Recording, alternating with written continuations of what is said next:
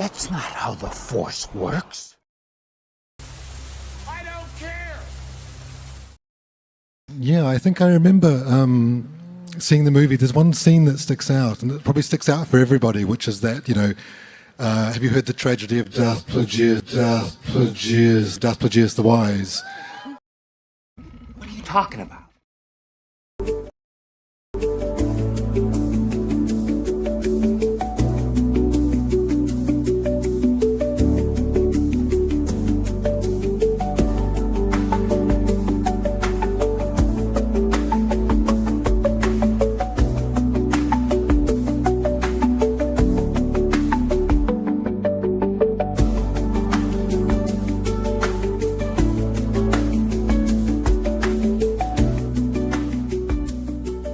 G'day guys and welcome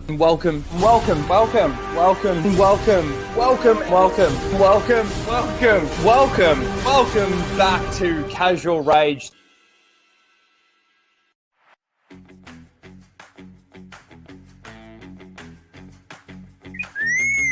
Prepare to start the show, R2. This is where the fun begins.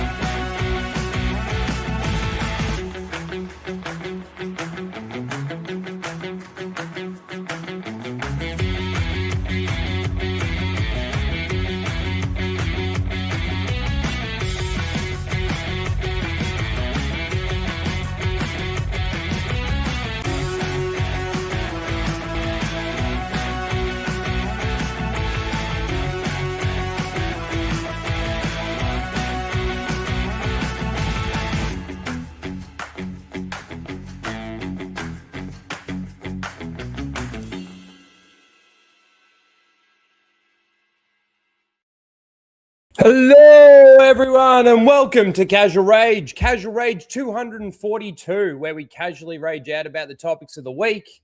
There's actually some good and bad this week. We're going to be talking about Night of the Seven Kingdoms, which I'm really enjoying actually. It's actually really good. But we're going to talk about that. It actually made me buy the book, and it's the first book that I've bought out of that stuff, and I feel like it's with the fact that I keep hearing that George R.R. Martin is not going to complete his story, I feel like because the stories are so good and they're so enjoyable, but then I feel like I'm setting myself up for disappointment. We're going to be talking about Starfleet Academy. I don't know if they dropped the new episode for that. I haven't even looked. I really don't have much interest in I'm watching it because we're reviewing it, obviously, more so Flashcast, and it's funny that we'll get to that. We're also going to be talking a little bit about some Star Wars. Daisy Ridley's actually in Australia, and she did an Australian interview. I don't know if she's in Australia, but she's filming, or she was doing a thing for an Australian movie or something. Maybe that's the only way that she can get work. And then we got Seal of the Week and a couple of other little bits and pieces. But before we do get into all of that stuff, I do want to just touch on Flashcast and obviously my comments on that, because I've seen some of the I've seen what Shane said. I've seen what Ethan said. And obviously there's a massive thing between those guys and Flash and whatever.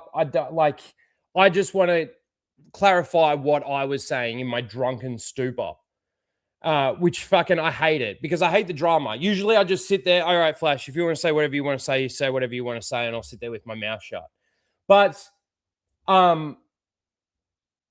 So let me just clarify a couple of things. Shane made a point about me mentioning, whether or not the books are good or bad. My point was they're getting books. These people are getting books. Now, obviously, people don't know if they're going to be good or bad until they necessarily get the book, read through the book. Especially when the first thing came out, like that ISOM one for Eric July. But my point was that the books are being delivered. Those people that are buying those books, I haven't bought any of them, but the people that are buying those books are actually receiving the books within the timelines, at least my understanding is within the timelines of what they're being told. Right? So yes, okay, you want to make the point that I'm being hypocritical because, Kathleen Kennedy's doing shit Star Wars and there's good Star Wars and bad Star Wars, and I should be then saying whether or not the Star Wars is good or bad. It's fine. At least we're getting Star Wars is what I should be saying. I think that there's a little bit of a distinction there. Like, there's always going to be people that view things, whether or not they're good, bad, whatever. And if the people want to invest in that and get that, like, I can argue against it, just like everybody argues against the books that are out there. People say that Eric's books are good. People say that Eric's books are bad. People say that Ethan's books are good. People say that Ethan's books are bad. The fact is these people are getting the books, and then they can make the determination on whether or not they're good or bad, and then make their arguments. If they want to get into that much detail about it. The books that I haven't received, okay, while we were on Flashcast, I did try and log in. I was having trouble logging in because I did want to actually say which of the books, because I don't have a lot. I stopped backing books in 2023. And it's really weird. My Indiegogo is really weird. And of course, I'm not making the point that everybody on Indiegogo is late. How could I make that point?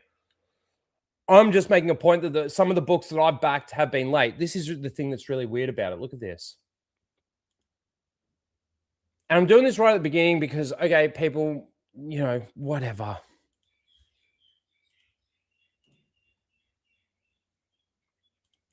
This is what's really weird here. And hello, chat. I will go through and say hello to everybody properly. Like this one, I've received that.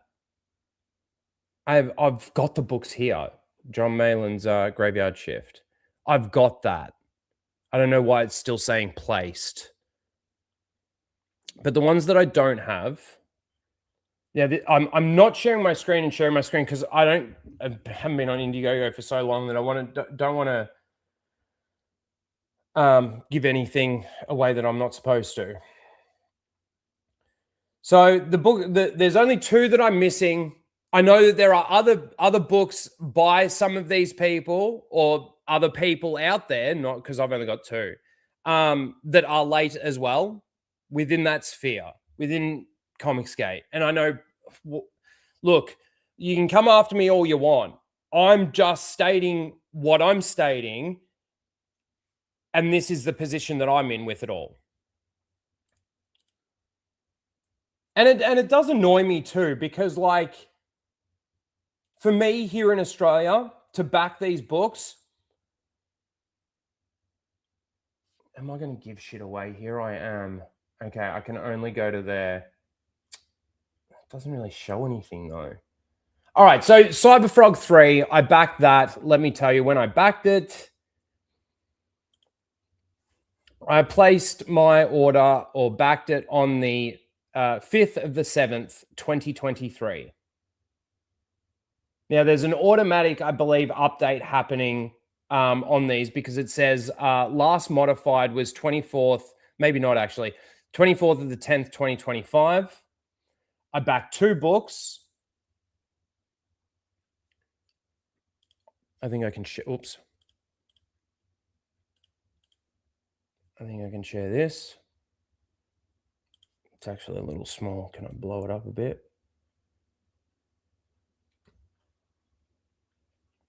So I backed the 2 books. I got the 24-hour variant and just a cover A. $50. The thing is, for me, it's not just $50. I got to pay another, basically a whole nother book in shipping, and that's not all either. Then I got to pay import tax.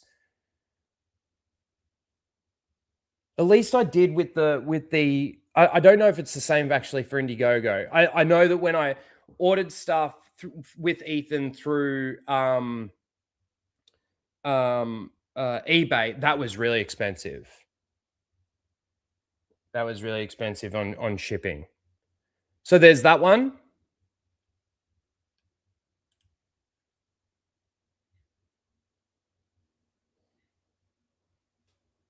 That was the 5th of the 7th, 2023.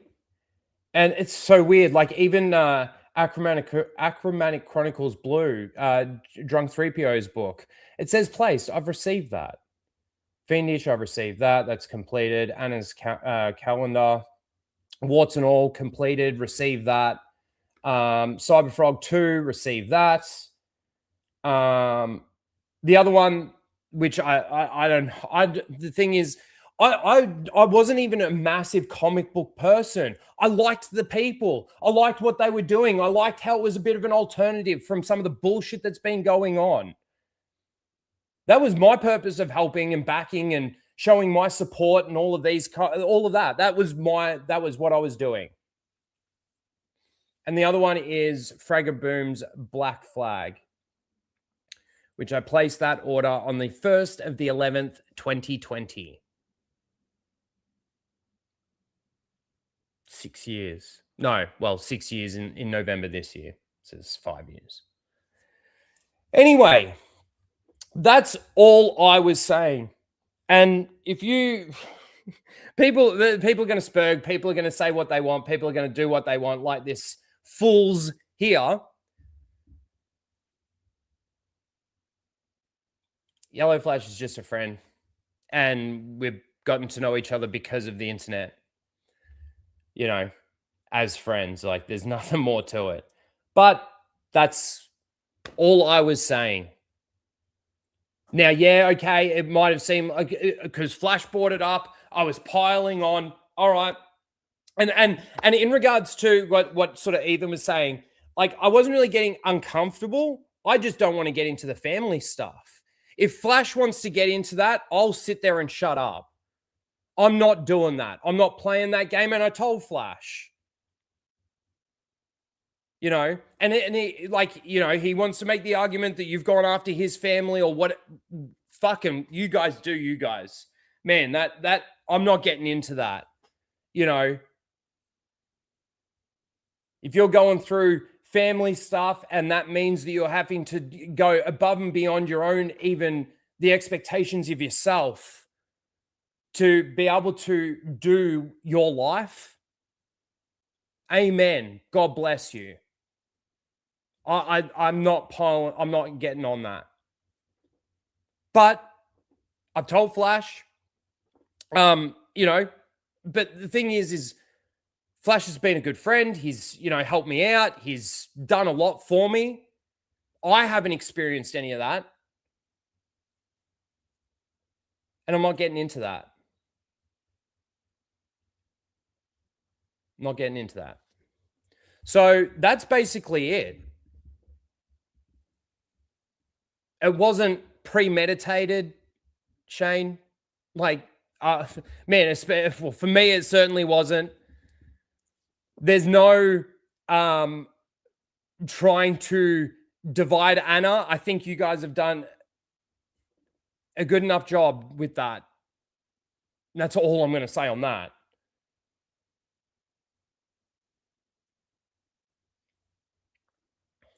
And that's it. That's it. I want to get into my normal show now.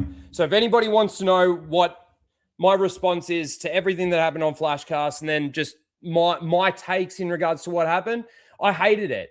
I hated it. As soon as I got off the stream, I'm like, fuck. I went against my own fucking rule because I was drunk. And it just came out like garbage. Fucking hate myself because of it. So there you have it. There you have it. Anyway, let's get into the show, shall we? The proper show. Whoa, man. That looks so different when I don't have my dark mode on. Mozza. I know he's not here. Lethal's here. He was here for this. Oh, Mozza, read that. Mozza, don't let the American bitch. Did you just fart? Yes, I did. Tell you what to do. I think it's bedtime, Mozza. Question mark. I think it's bedtime for Mozza. That's the type of videos that we watch on fucking Happy Hump Day. I gotta pee. Oh my god. Let me just hit this. What do you mean? Just because I bought it up on Flashcast doesn't mean it wasn't an issue beforehand. Dude, I've got $11 in my account right now waiting to be paid today. And I've got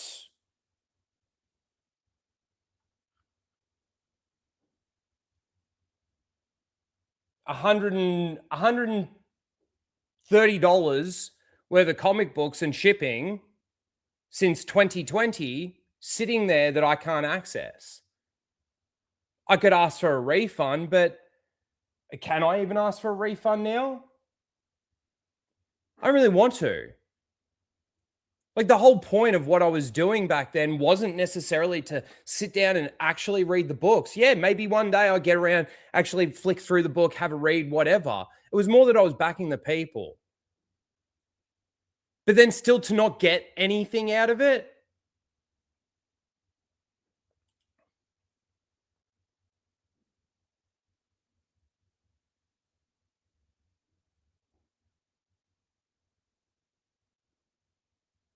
No.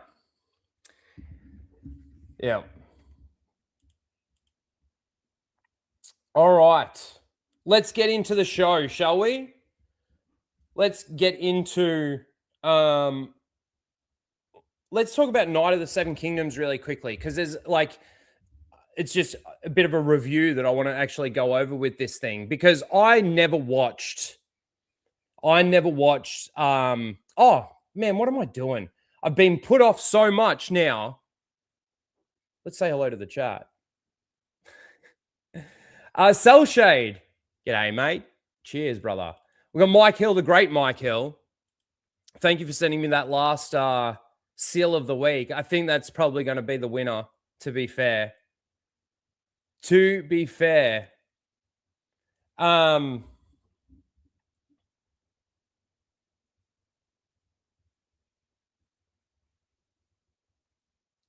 Casa the Mad?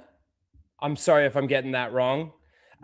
Soul Shade, you said hello. Sissy, how are you? Good to see you. We got Keely Chow here.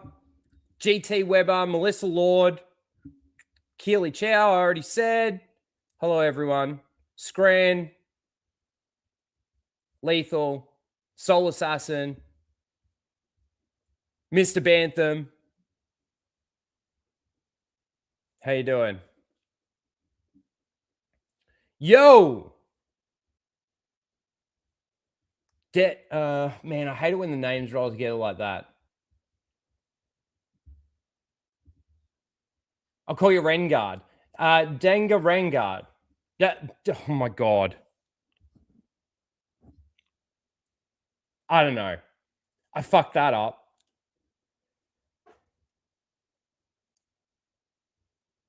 Denga Renegade. Fucking hell.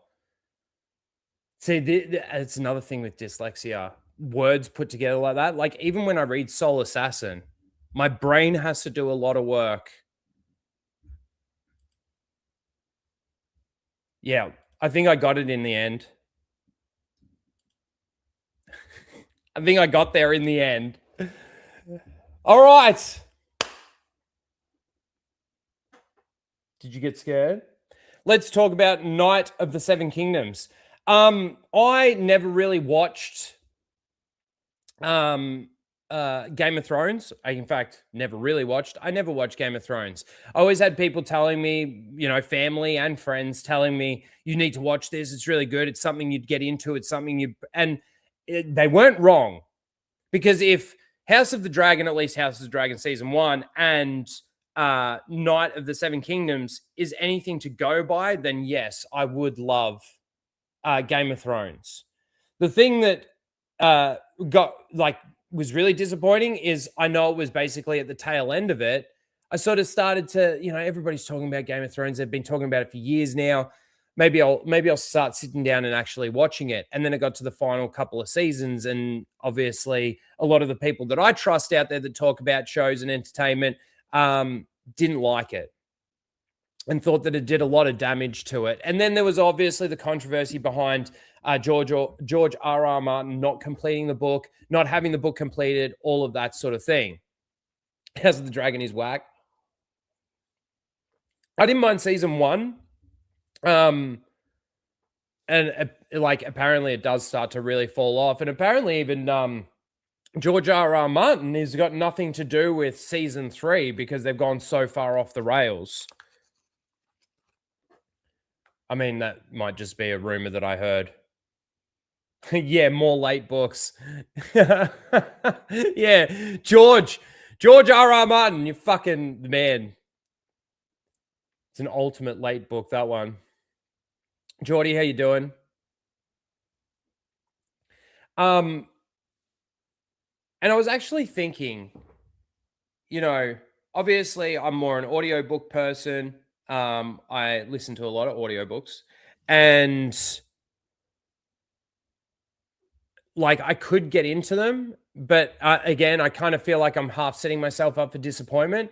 But I gotta say, I really do like Sir Duncan the Tall and Egg. The characters are really good. The casting's really good. The story's really good. There's nothing really in this that I'm not enjoying.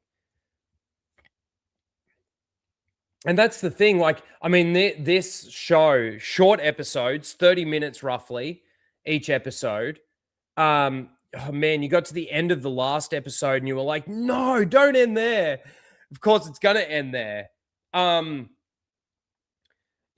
only 6 episodes, 30 minutes long, it's like a bit of a longer kind of movie. But it runs together really well. I've sat down and I've watched it again, episode 1, 2, and 3, just binge watching those 3 episodes. And it's really, really seamless in the way that it sort of tells that story. But the thing that I think this series would have benefited from is not doing as many episodes. Because I bought the book and I'm reading through the book, and man, I'm in the first chapter of the book. I don't know how it's formatted in the actual book compared to how it's formatted on an audio book, but the first chapter is really fucking long, and it's only 4. Well, I'll show you how it shows up in the audio book actually.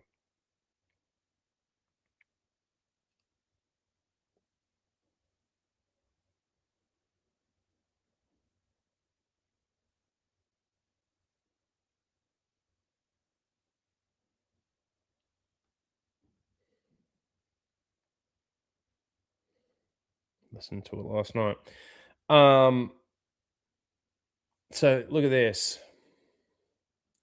So that it's basically only, oh man, that's so fucking blurry. So the first chapter is just the Hedge Knight. That's 3 hours long. Then you've got the Sworn Sword. That's 3.5 hours long. The Mystery Knight, that's 3.5 hours long, and then it's the end. But the first 3 episodes, how far into this first bit am I? I'm an hour and a half into that first chapter, basically, that is, 3 hours long? Yep. And we're already at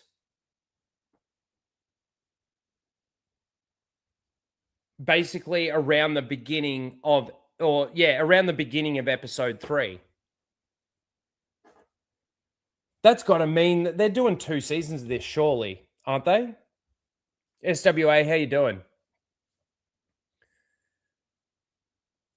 Yeah, I did see that. They're dropping the episode on Friday instead of Sunday because of the Super Bowl.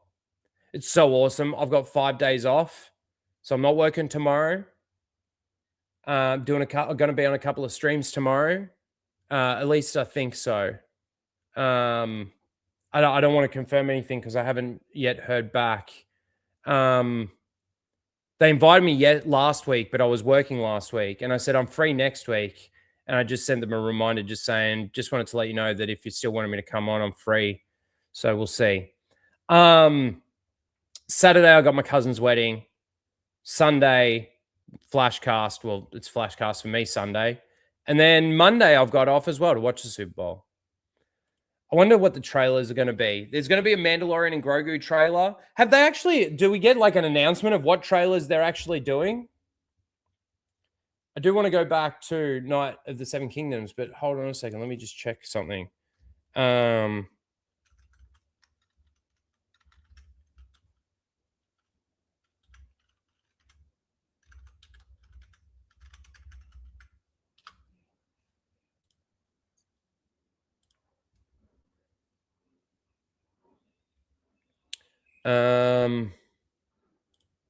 Okay, so here we go from IGN. Actually, we'll come back to that. We will talk about that. That's a good idea. Because I might do a couple of videos because I've got the day off. So I might just sit down and watch a couple of the trailers, do a couple of trailer reactions. We'll see. We'll have a look through the list and see if there's any that we want to react to. So, Night of the Seven Kingdoms. Let's just get back to that and finish that off. I don't know what... It's so weird. We watch entertainment these days, and we always talk about how the story's hollow, how we got bored. You know, the characters aren't engaging. You don't identify with them, despite the fact that that's what they're trying to do, is make everybody identify with everybody. Like, the story's hollow. They might look okay and they might look fine, but that's obviously where all the money's going. And then you put a lot of those things, like, I mean, dude, the best example right now is actually the difference between Star Trek, Starfleet Academy, and Night of the Seven Kingdoms. 2 very different genres of show and all of that sort of thing. But, man, you couldn't be more different in engaging the audience. So, I mean, I'm not a massive, I would know nothing about, I've started learning, and as I watch these shows, I start learning more and more. Like, when I was watching, fucking, what's it called? Why am I blanking? The dragon fucking one. Anyway, when I was watching that, fucking, I'd go through and I was learning a little bit about the dragons and this and that. And I, like, you know, watching some videos here and there, just sort of getting to know the world a little bit more. I'm doing the same thing with this, learning some of the knights, learning their connections to each other, learning the families. You know, there's so much to it, and it's so awesome, though. And that's what I think makes it more and more disappointing for some of the hardcore fans out there. And the hardcore fans that I see that watch it, like, I know Mauler loves it. I know Gary loves it. I know Shad loves it. I know Ryan loves it. They're all doing that stream together. There's another guy. Let's see, fucking only just recently subbed to him because of it. I'll find it later.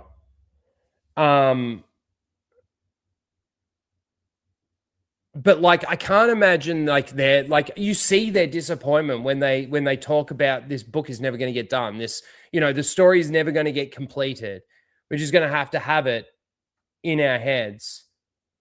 For those of you in the chat, thank you. House of the Dragon. Fucking, I've completely blanked. Thank you, Mara. How are you, by the way? It has been a long time.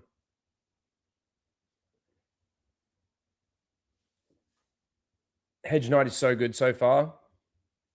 So let me ask you, the people in the chat that I guess have maybe read the books or, even just watched the shows and know the world probably way better than I do.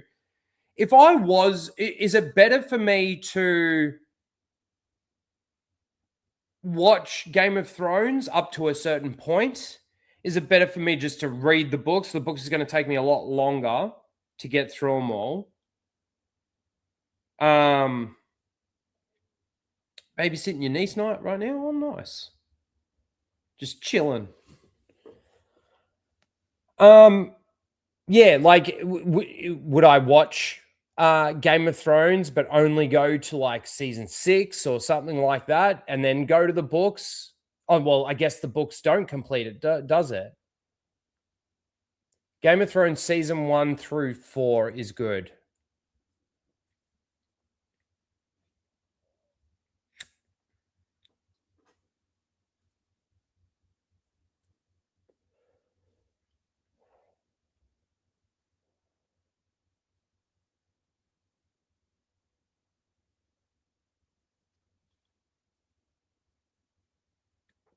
I heard stop at like season 5 since the book lore ends. Okay. Okay.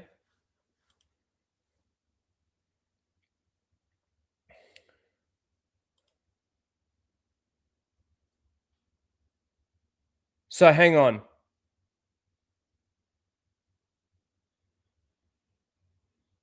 So watch season 5 or don't watch season 5. Just watch up to season 5. Yep, smoke if you got them.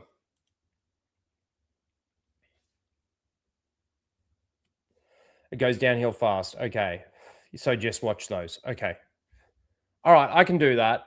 The thing is because like I said, even watching this show, you get to the end of the episode and you're like, fuck, I need more. I want more. And I know that it was like that for people with Game of Thrones when, like, a season ending happens and fucking the amount of people that were just talking about it. Never got in on the crowd.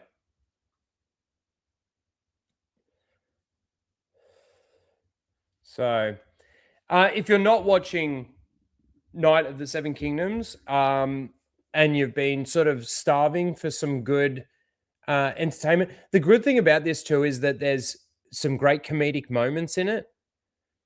You can have a good laugh at the same time as there being a bit of seriousness in it. Man, the end of this last episode was, man. And if you don't know the characters and stuff, which I really didn't, I had a suspicion.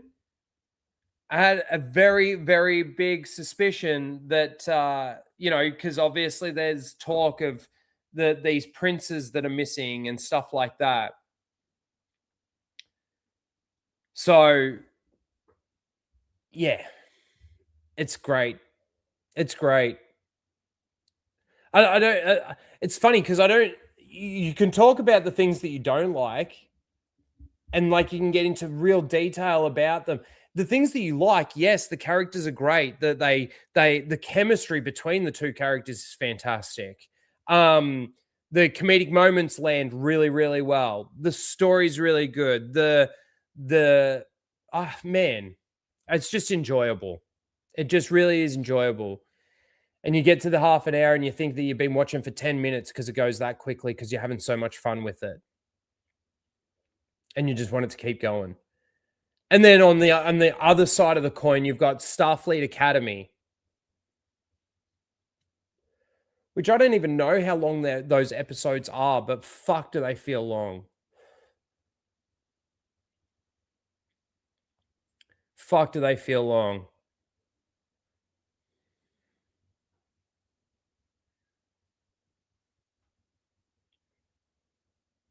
I read all the books that were out. Watch the Game of Thrones series. Was a bit boring. Not as good as the books.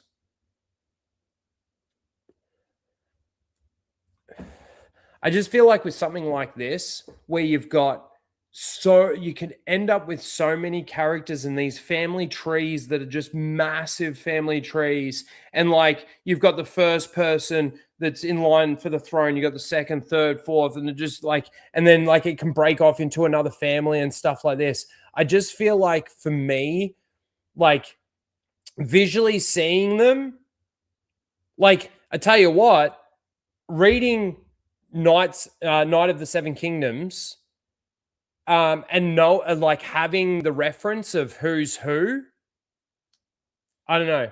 It helps me a little bit. I know names should just be able to do that.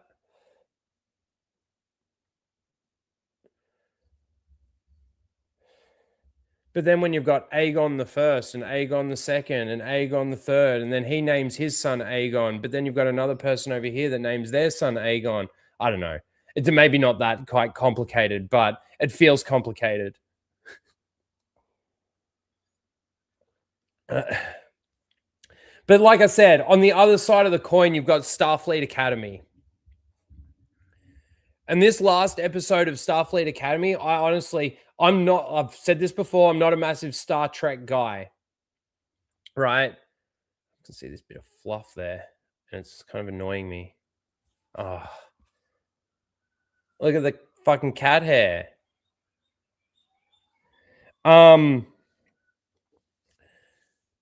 This last episode, I can't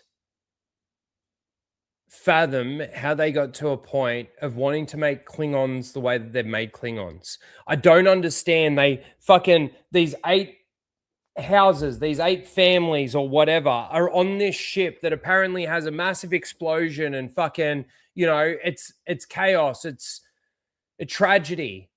The 8 remaining fucking clans, the 8 remaining families of the Klingon Empire could die if we don't do something to help them. But then nobody fucking died. The eight families are still alive. They come in with all these fucking ships to have this fucking LARPing battle at the end, which I think discredits fucking Klingons again even more. They know that they're going in to have a play fight so that they can claim this fucking planet. But all the Klingons know that it's not a real fucking fight. So where's their honor now? It is so fucking stupid. It's hilariously dumb. It is. It's painful at the same time as it's like one of those things where you can't look away. Like, oh my God. You're sitting there like this the whole time.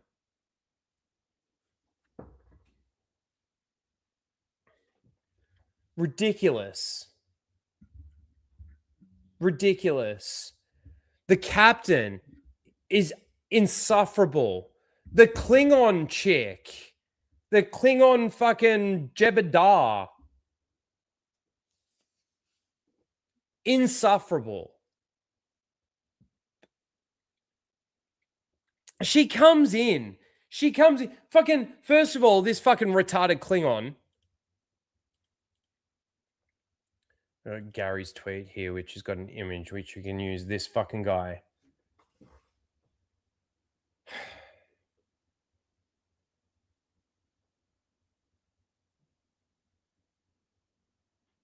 You gonna watch Strange New Worlds and review that too? No.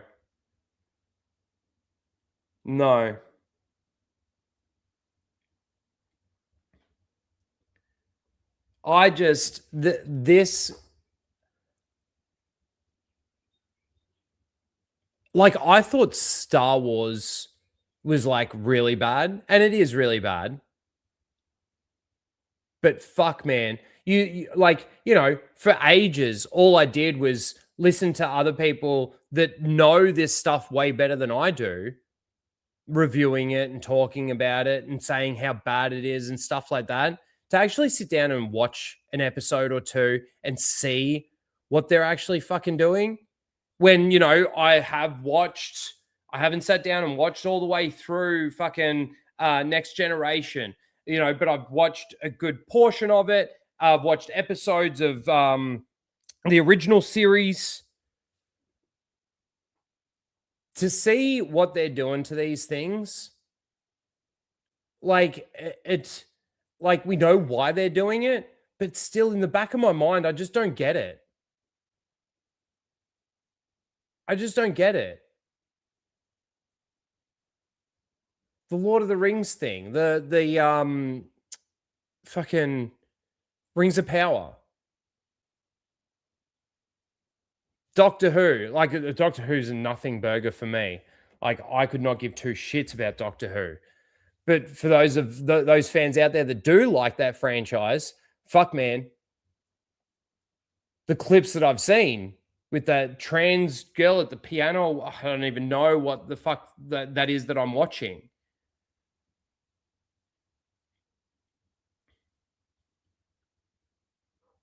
And then to see what they're doing with, you know, the MCU and it's just, I just still don't get it. I still don't get it. I've been talking about Star Wars and the things that they've been destroying in Star Wars for years. And for me, it's been looking at a lot more of the lore and canon aspects of things. That's the other thing, though, too. With watching something like this, Starfleet Academy, take the characters completely out of it and just look at the world and what the world is and like the world building that they've, or the evolution of the world building that they have to make in this universe. There's nothing there. There is no evolution. In fact, they've gone backwards. The Jebediah chick saying, I don't want to F it up, and fucking the doctor fucking, what's his name? I don't even know. The doctor hologram guy, you know, dropping the S-bomb shit and like the language doesn't feel right. It really doesn't. Insight funny handle. Insight username, how you doing? Good to see you.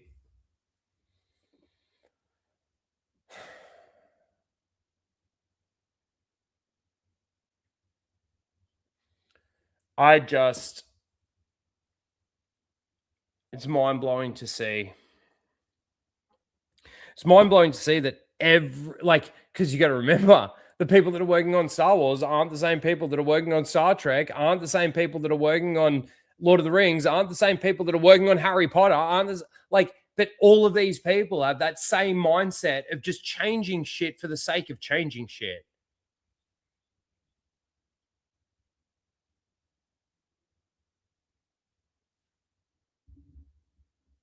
So stupid. And there's so much that I obviously don't know. I don't know what the fuck the burn is. Greg, you know what the burn is, don't you? I don't fucking know what the burn is. I don't know where, like, you know, the time has jumped ahead so far, but that's what makes this even worse. Is that the fact that they've jumped ahead so far and you've regressed.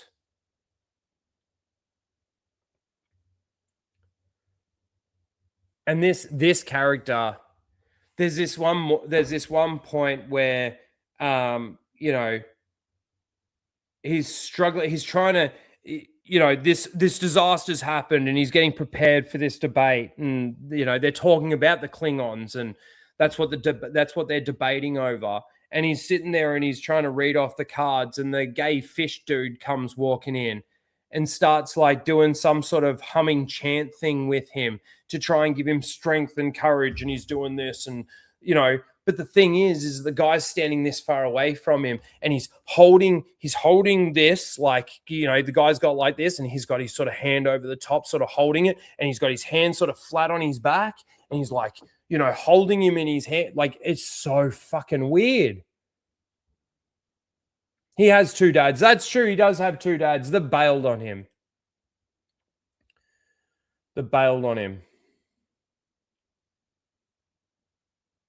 The burn sounds like a personal problem, Rhino. Yeah. Yeah, it was. He was almost going to kiss him. It did. Like, if they don't make those two gay, that'd surprise me. If they didn't do it, it's just bad. It's bad. And like I said, you put that in contrast with something like Night of the Seven Kingdoms, and at least for fuck's sake, and it looks like they're gonna at least be able to complete the story without fucking it up with Knights of the Seven Kingdoms.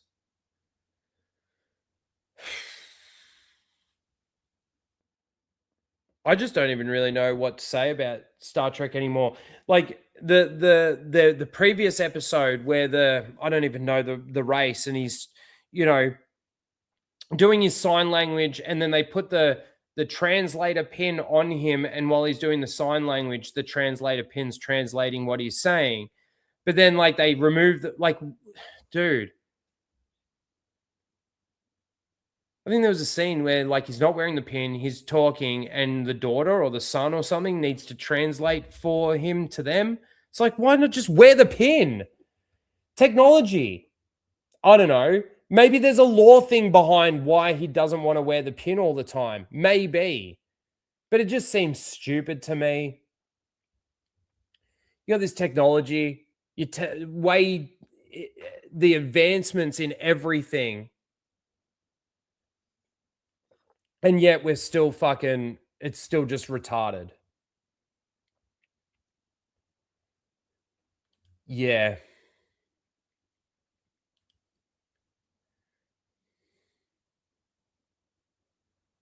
Yeah, yes. That's my understanding of what I saw. Let me see if I can find something about that. Hold on a second.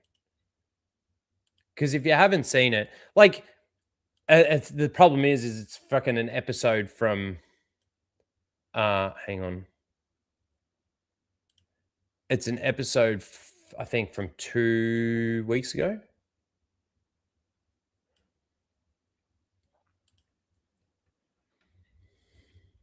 Hold on a second.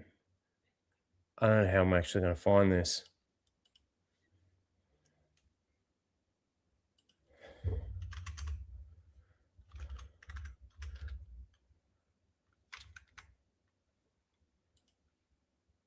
How would I even search it? No.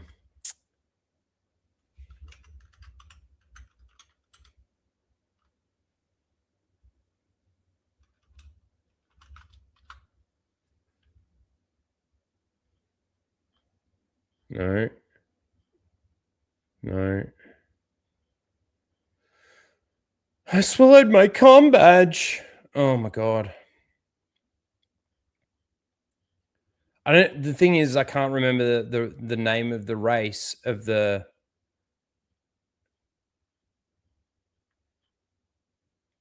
I will say his daughter was hot though.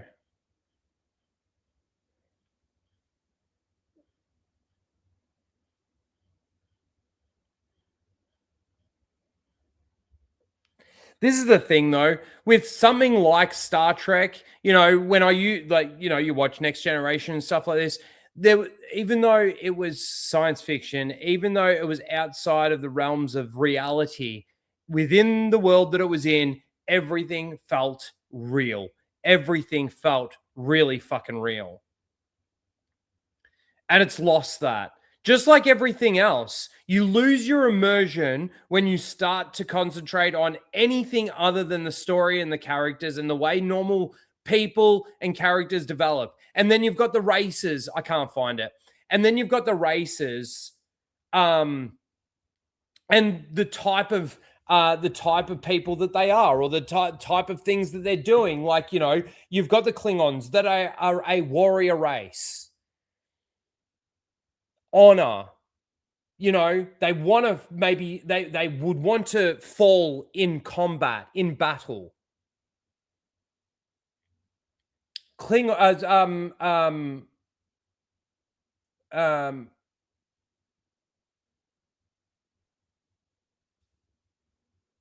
fucking you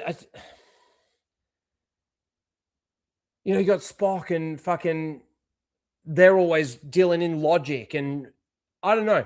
You've got these unique characters, you got these unique races, and they always work the same way because that's the way they are. It's kind of like different cultures in the world and stuff like that. It's very similar to that.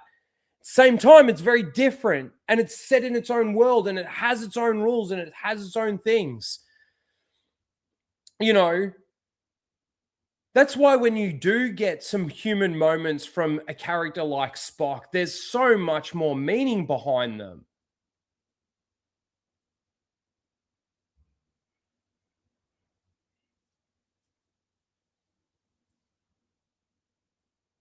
I don't know. It's just, this show is really bad. Really bad. Let me see what I've got here.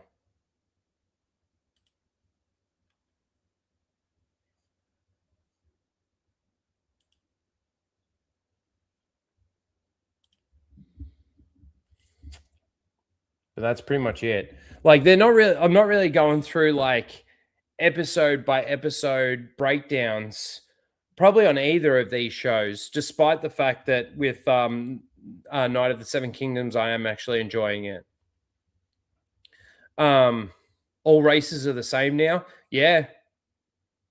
Yep. Be right back. No worries, Sol. I can't remember what I was saying now. Oh, I'm not doing actual full, like, this is what happened, this is how it went down, blah, blah, blah, blah, blah. Because, like, again, I'm not going to pretend to know, know as much, let's say, about Star Trek as I do about Star Wars, sort of thing. And to go through, like, the only thing that I'm really going to do is just tell, like, this was bad, this was bad, this was good, this is, like in regards to Night of the Seven Kingdoms, I actually recommend that you go and watch it. It's really good. You'll get some nice escapism for an hour and a half, at least with the 3 episodes that are out right now. And then when it finishes, you've got a nice 6-hour movie that's actually kind of good. Or at least I hope that, with the last 3 episodes, they can complete it and it be really good. So we'll see.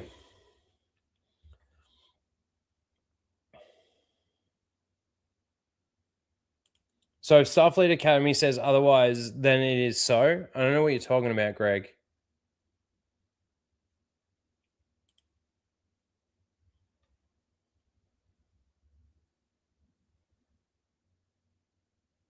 I don't know what you're talking about.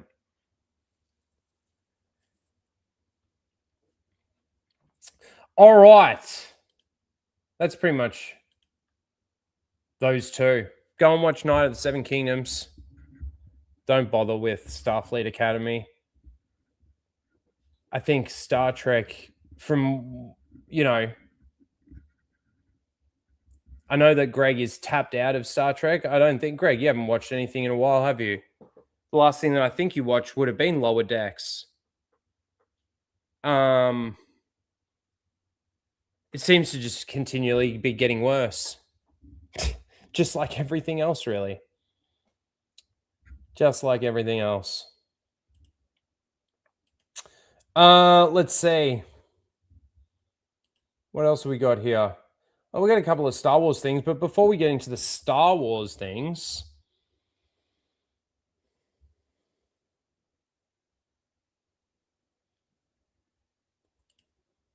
I'm surprised a lot of Game of Thrones fans didn't know that Egg was Aegon Targaryen.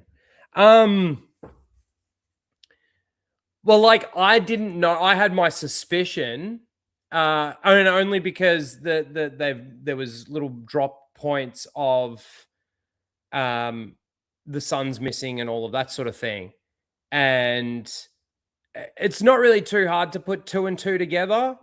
But for somebody that, obviously, I haven't watched Game of Thrones, I haven't read any of the books. The first book that I've actually bought is this book. And House of the Dragon, like I didn't mind House of the Dragon, but I know that it's going off the rails. But yeah, it's cool. It's really cool. I love it. Good storytelling. It's just a shame you're a fat piece of shit that doesn't want to complete the book, George R.R. Martin. Here I am just parroting somebody else right now because I haven't got into it that much that I sort of care at this point, but I feel like I'm getting there. I don't know, man. How you doing, Haymaker?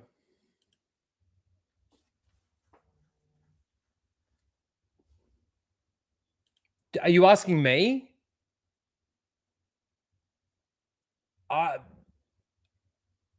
Dude, I would probably say no based on your reviews and everything of it. I don't understand why. Are you asking me or somebody in the chat? Vote One Nation. That's true. That's true, everyone. Vote One Nation. Pauline Hanson. I just subbed. Well, thank you, Haymaker. And you can't complain. Very good. Let's talk about Bob Iger stepping down. Honestly, when they started rumoring this, I'm like, oh, I wonder if Bob Chapek could come back or at least get another Bob in, wouldn't you? It'd have to be a Bob, a Robert Iger.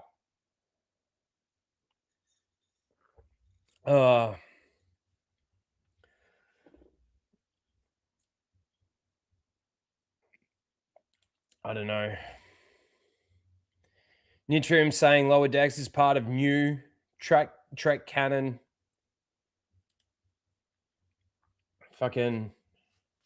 But see, that's like that's the same argument. It's like fucking. Apparently, the sequel trilogy in Star Wars is canon. It's not fucking to me. And insert username became a member. Or was it an upgrade, or was it you became one? You became a Rhino's Rebel. Very nice. Thank you. Insert username. So it's I do think, I don't know. It might just be a coincidence.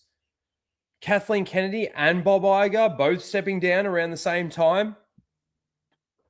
Renewed. Okay, cool. Thank you for the renewal of the membership.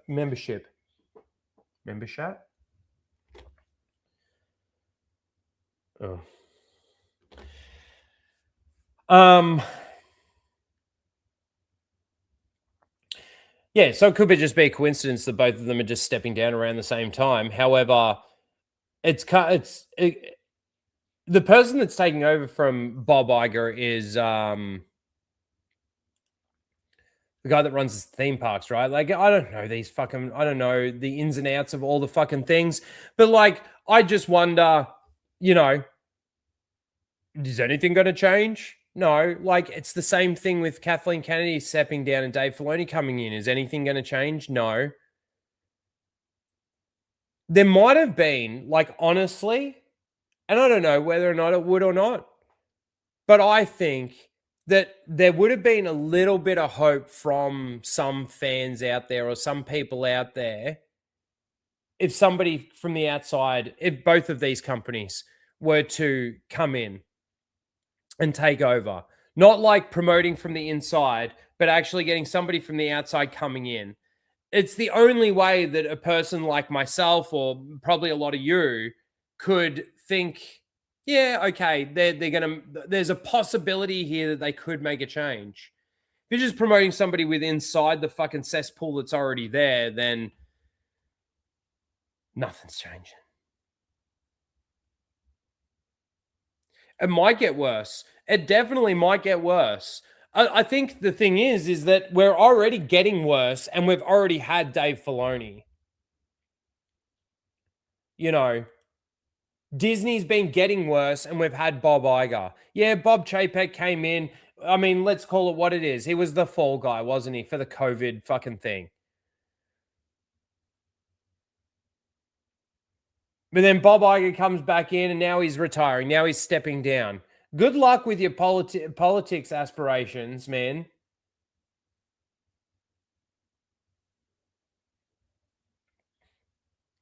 The problem is, though, is you do have a lot of these kinds of people out there.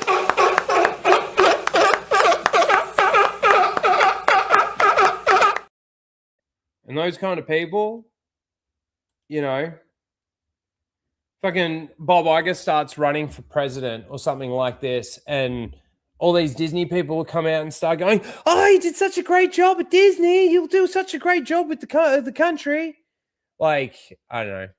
Does he still have those aspirations?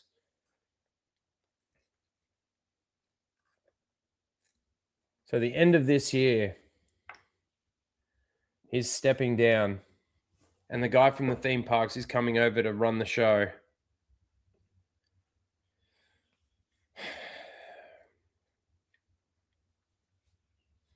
When did the downfall of Disney begin? Well, it kind of really did start, like, fuck, man, 2026, didn't it? There's been this gradual decline. Maybe there was a couple of inclines. But is it ever going to fucking completely go under? I very much doubt it.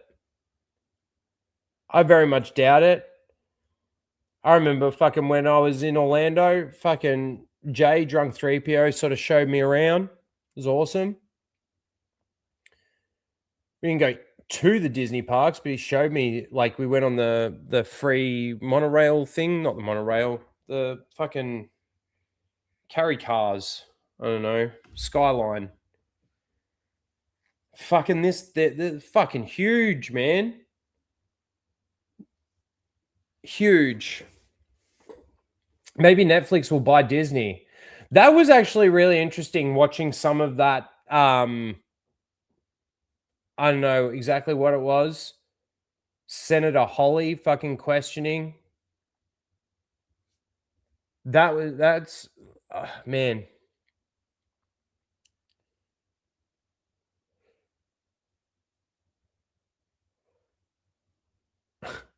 Sit on his lap. Netflix land. Yeah, that's what they'll call it. I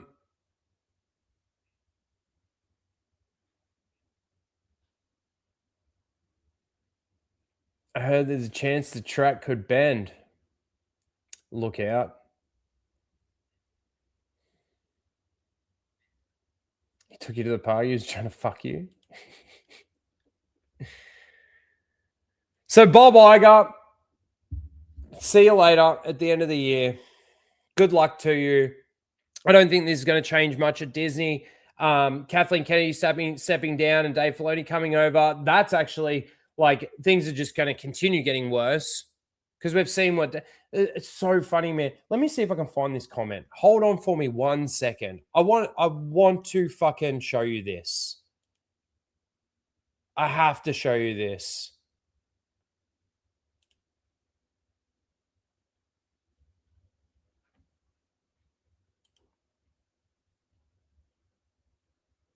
Come on, where is it?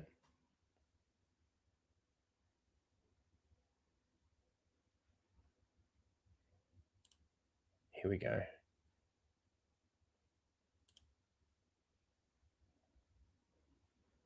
I have to just leave it there. Hold on 1 sec.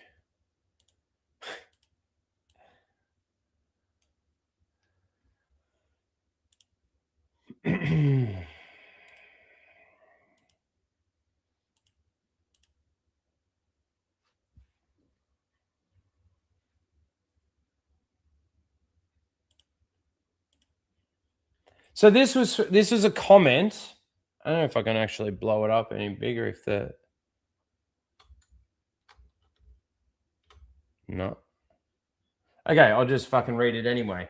So this was a comment that was on my newest video, The Rise and Fall of Star Wars, which I actually kind of think is one of my best videos. Thank you for watching. If you did watch it, Weezy, how you doing? This person either didn't watch the entirety of the video, or they did and just, I don't know, had a brain fart and then wrote this comment. What do you want from Star Wars? You know that leadership is in Lucasfilm is changing. So just give Filoni a chance. You can't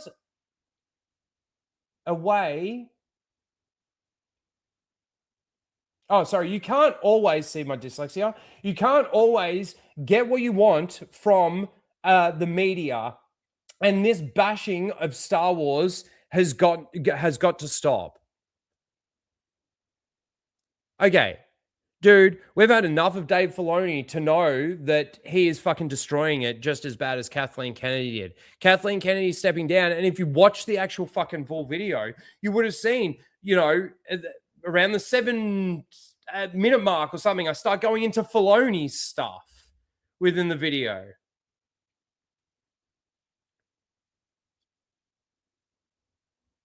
Fucking the bashing, if anything, the bashing is what is actually fucking going to make fucking change happen if there is ever a chance.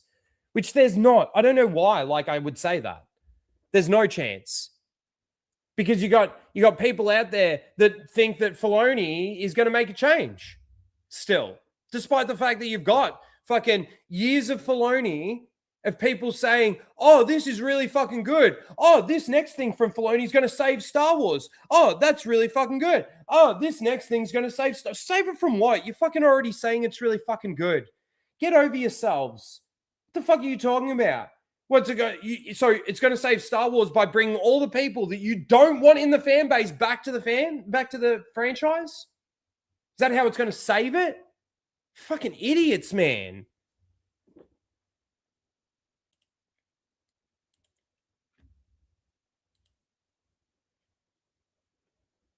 Fucking this bashing of Star Wars has got to stop. You're kidding, all right? You're actually kidding.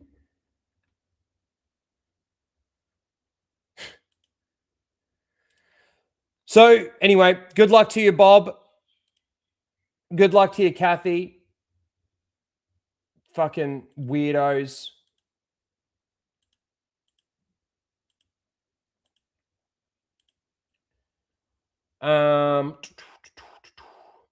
Speaking of Dave Filoni, it's funny that you mentioned that he's going to be in charge. He's going to make changes. I don't understand. Dave Filoni is reportedly pushing for Lucasfilm to produce a live-action remake of Star Wars: The Clone Wars. Disney Plus using visual AI. Okay, dude, apparently you're in charge of Lucasfilm right now. Why are you pushing this at Lucasfilm to produce this? Make the decision and just fucking do it. And good luck to you. I don't know why you want to do live action with AI when you've already got animation that's out there. You're basically just doing live action animation. It's like The Lion King.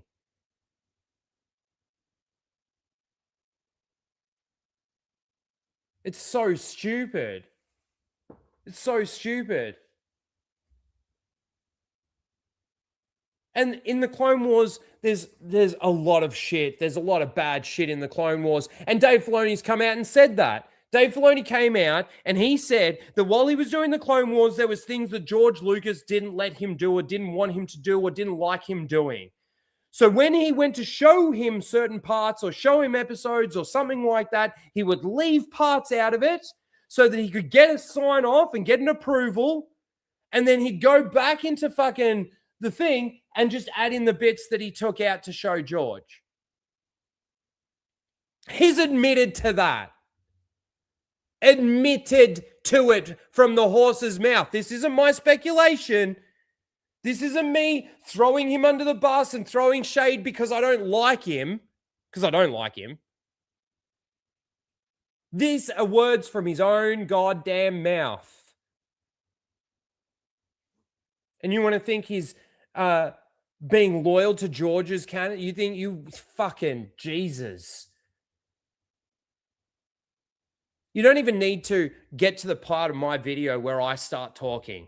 Just watch the bit where he's doing the interview and he's talking about the EU and using the EU and changing it and making something completely different. That's rude. And then he goes in and he brings Thrawn in and he does the rudest fucking thing by completely changing him from what he is in the books. Like, fucking hypocrite. Hypocrite.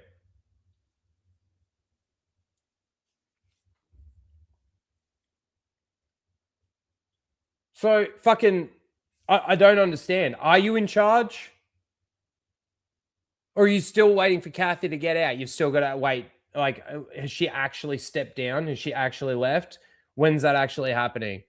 When's her contract actually up? So last week we watched...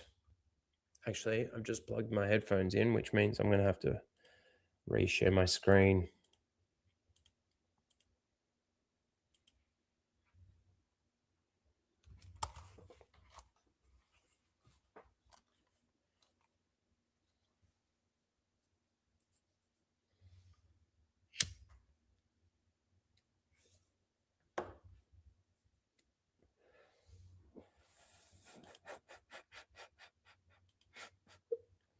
I demand it.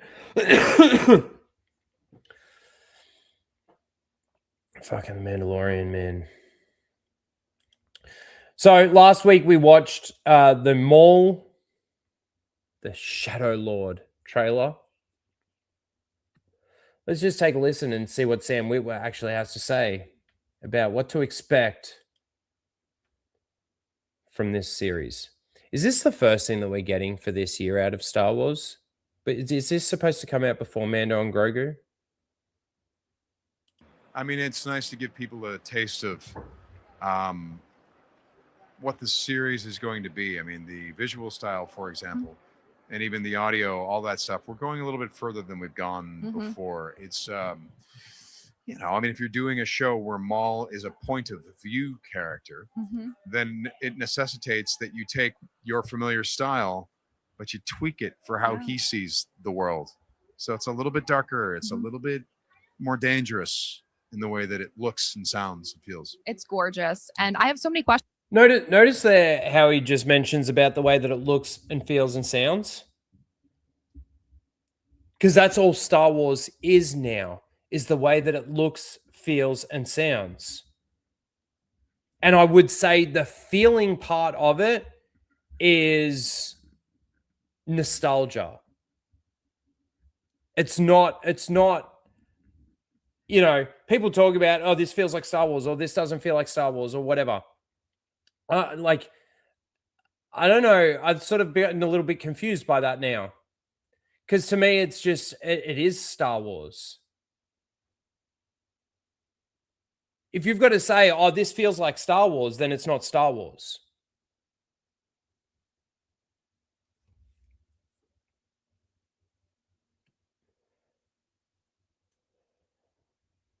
Coming out of seeing that trailer. Where in the timeline does this fall? This is a year after the Clone after. Wars. Okay. So, you know, you have a situation where everyone got to... Because it's the only period of time that they can continue playing in where anyone's got any interest, because it's all they can do is connect it. Destroyed by the Clone Wars. And Maul's organization didn't really hold under that pressure. So he still has dead. a group with him, but it's not like it was. And so it was devastating in that way. Everyone is very afraid. Everyone is very uncertain. But he is watching a King's raid. Hello, Kings. Welcome in. Smash the like button. Hello. an empire that he knew was coming, but he wasn't thinking it was going to be like this. You know, he was in on his master's plan, but only partially. He knew some things, he didn't know others. So he knew the empire was coming, but he didn't expect this, because Maul is a classically trained force user. He comes from a time of magic and dragons. I don't know if the raid came through straight away, so I'm just going to acknowledge the King's raid again. Thank you for the raid. Appreciate it. Yes. And knights. Because I saw the and now number jump a little bit. He's watching an empire drain all of the magic and color out of the galaxy. And individuality is being snuffed out, and everything is becoming mechanized. And he's going, well, wait a second. You know, he is asking questions about this. And does that mean that he wants to do something about it? Well, it's more complicated. Can he do anything about this? It doesn't seem like anyone could. And so also, he's looking around, he's raised the express purpose to destroy Jedi Knights. And during the Clone Wars, he did. He killed a lot more Jedi during the Clone Wars than we are aware of. We hinted that he was on a spree with Savage Opress, but that went further than people think. And so that was what he was born and raised to do. That was his sworn enemy, and now they're gone. How does he feel about that? Huh.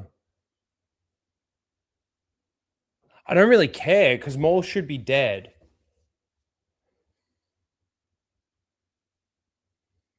This is the thing, like, and I think I said this last week. This is the thing that I don't like about this is the fact that they had to bring Maul back. Yeah, Filoni lore. Thank you. Exactly.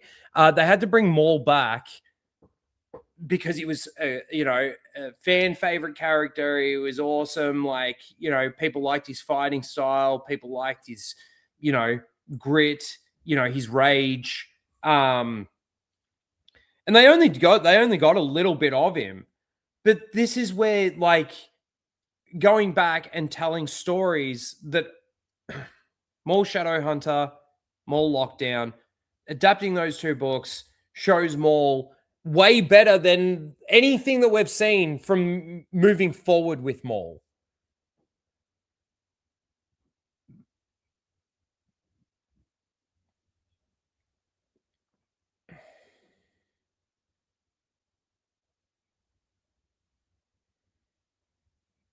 That's true. That's very true. The first time he actually ever confronted a Jedi, he killed the first one. Got killed by the second one.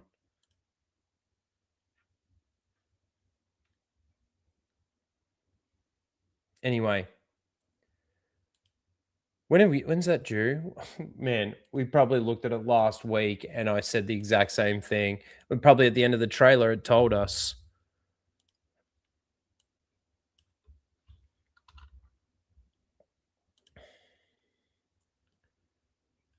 April. So yeah, just before they're going to use that to hype Mandalorian and Grogu. Because then May is Mando and Grogu. Yeah, April. There you go. Now, Daisy Ridley, and I thought this was funny, and I don't know if anybody's actually kind of seen this because it's in Australia. Let me blow this up really quick. So, and let me share this really quick. So Daisy Ridley was on morning television here in Australia talking about a new Australian film, We Bury the Dead. But of course, we can't go past asking about Star Wars. Let's hear what she has to say about this new movie. The new movie that's coming. The new movie that was announced at 2023 Star Wars Celebration. When are we going to see you back as Rey in that galaxy far, far away, can I ask? I don't know when I'll be on screens, but certainly sooner rather than later. So, like, stuff's happening? Oh, yeah. But you can't say what? No, and it'll honestly be worth the wait. But when are we going? She said nothing. Sula Felix, how you doing? She said nothing. I'm going to see you back as Rey in that galaxy far, far away, can I ask? I don't know when I'll be on screens, but certainly sooner rather than later. She doesn't know when she'll be on screens, but surely sooner rather than later. So, like, stuff's happening? Yeah. But you can't say what? No, and it'll honestly be worth the wait. And it will honestly be worth the wait. That's all we've actually heard from Daisy Ridley since. Basically since.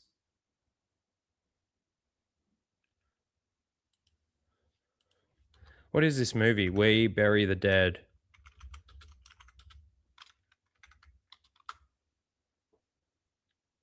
And so it came out in January 2026.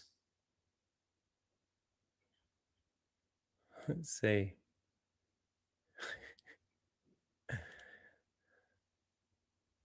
You guys want to watch the trailer for this?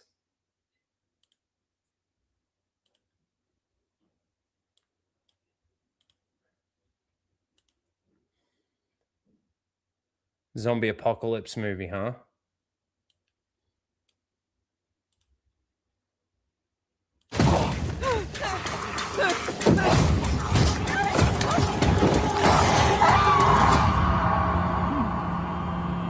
Tragic images emerge following the deployment of an experimental weapon. Next, please. I'd like to join the body retrieval unit. Who was down there? Just a little further. My husband.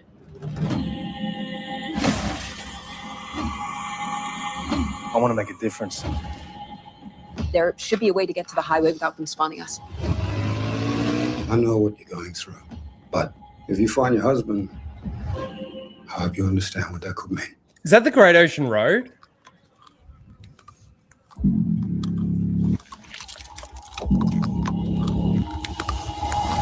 The odd ones that do come back online are docile. You have nothing to fear.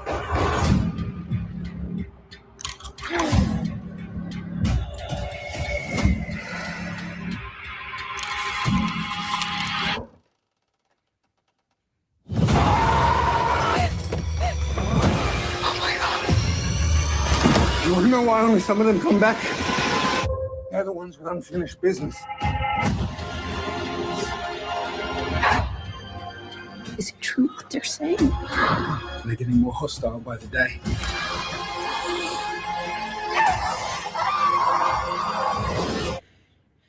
Just a little further. Just a little further.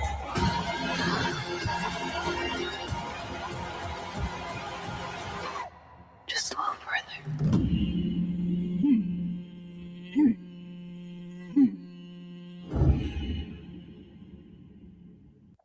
Looks like an Australian movie.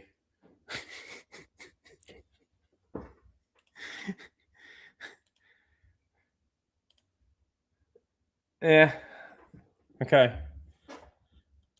I can't not see Daisy Ridley as Ray. Yeah. But I just thought it was interesting that she was on Australian television. The only place that it looks like she can get a job is in Australian fucking films. Yeah, Robert Iger is gone. We talked about that just before. If you want, you can go back and have a listen. I don't think anything's changing at Disney, just like nothing's changing at Lucasfilm with Kathleen Kennedy stepping down. But there you go. Yeah. Something's happening, but nothing really is happening. Certainly what it seems like when it comes to every time Daisy Ridley opens her mouth and talks about this Star Wars movie that, like I said, it was announced in 2023. She was pranced out on stage. Charmin Obaid-Chinoy opened her mouth for the next fucking 3 months. They then announced the Mandalorian and Grogu movie to fucking steer the attention away from that. That movie gets made before this one. None of the movies that were announced at Star Wars Celebration 2023 have actually progressed from that moment. And there's been 2 other movies and other shows and everything else that's been done since then. And last week we talked about how Dave Filoni, how that movie that they announced at 2023 Celebration, that Filoni's supposed to be doing, the Mandoverse one, is apparently being shelved. It's on the back burner, ladies and gentlemen, with Dave Filoni in charge. Now, some people will go out there and they'll go, see, this is a good thing. It means that Kathleen Kennedy's gone and he's now away from that and he's shifting and they're now moving and they're going to change. I don't buy it. I don't buy it.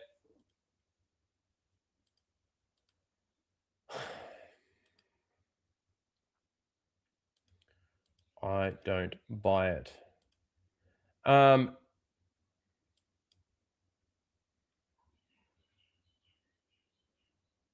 So I saw this. I haven't watched it. I just saw it and I thought, hey, OG Star Wars is always posting good shit and stuff. So maybe we can have a listen to this. So this is Tony Gilroy, the guy that did Andor. She says, insufferable pick. Basically, he could care less about Star Wars. to be into it before and after his show. Let's just take a listen. And I guess like to add to that, I mean, it's been you've been notorious, I think, online during season 1 at least of not being the biggest fan of Star Wars, and I think at least my perception in season 2 is that maybe has shifted a little bit. Listen, all I was saying was it wasn't. I hadn't really been participating, but I got 26 hours of Star Wars, man. I mean, what do you got? You know, I mean, I feel like pretty good. Yeah, no, and did he just take a jab at him?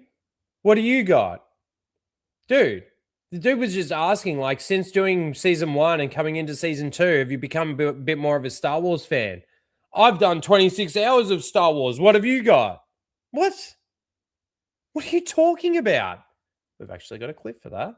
What are you talking about? What are you talking about? What are you talking about? What I really probably should have said in the beginning, I didn't have the energy to invest any more because it took so much design, imaginative energy just to do all this. It couldn't ever get outside of my 5-year block. So those 5 years is like, I know everything. I'm a fan of those 5 years. It's what's after and what's before that either confuses me or it's not worth my while to get involved in it because it takes. Do you know how bad that sounds? Do you know how bad that sounds? It's the 5 years in here that I know because I created it.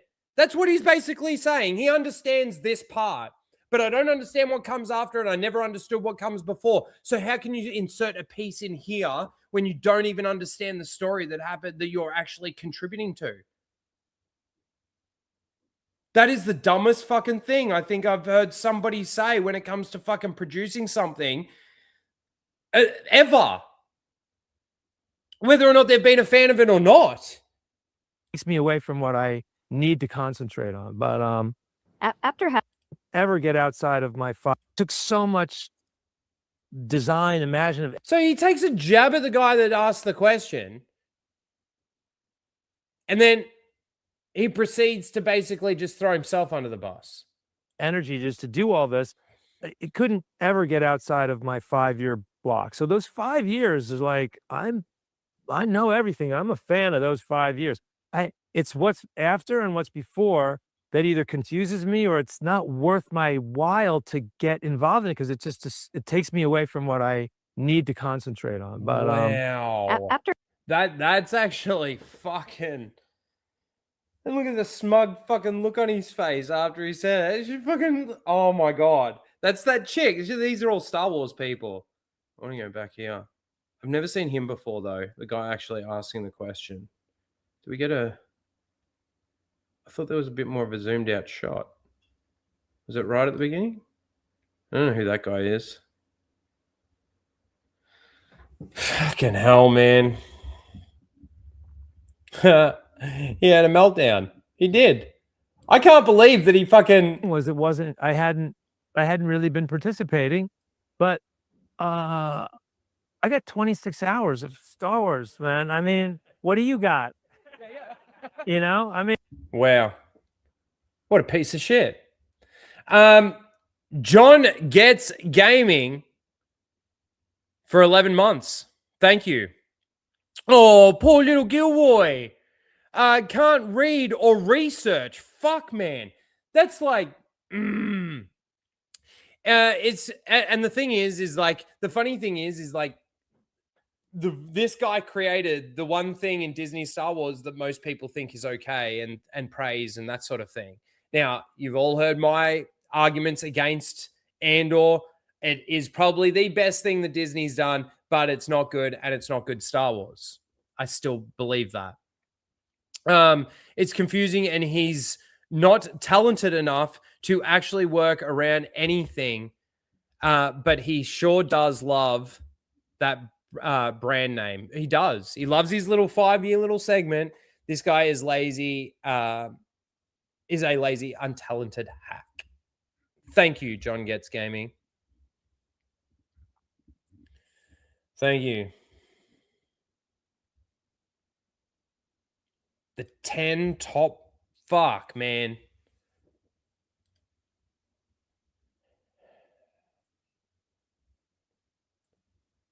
In no particular order.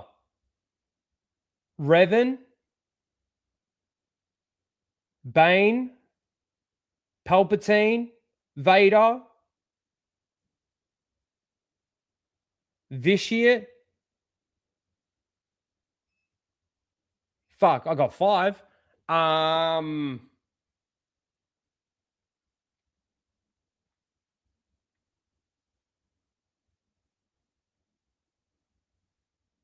You probably put Malgus up there.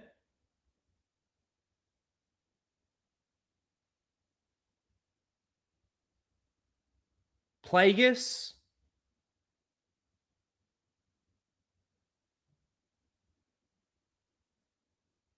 Malik. Yep.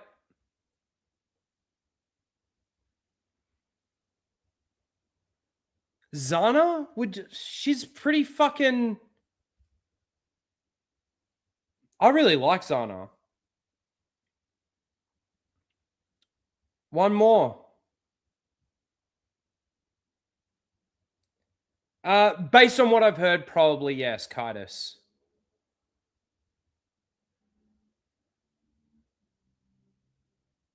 Darth Talon? Fuck, man.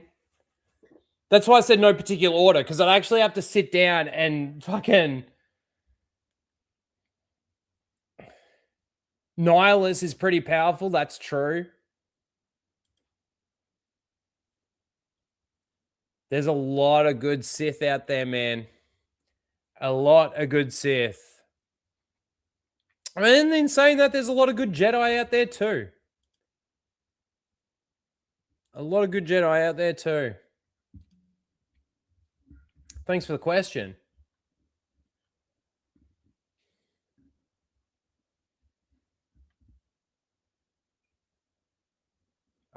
Man, I don't know, John Getz. That was a weird answer to a question in an interview where it was just being, how about top 10 most powerful Jedi?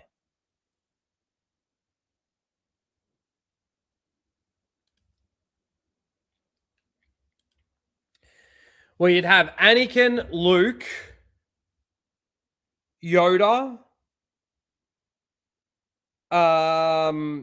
Windu,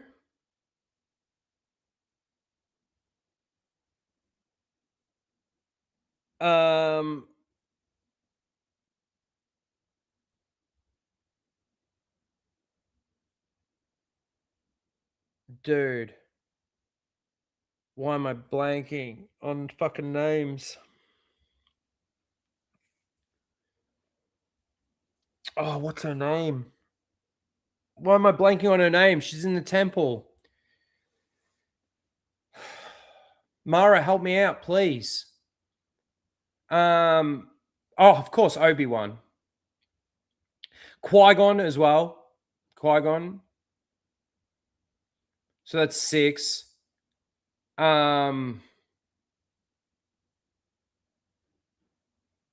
Bastila, probably Revan as well, actually. Now, you know, Revan could be a top 10 Sith and a top 10 Jedi.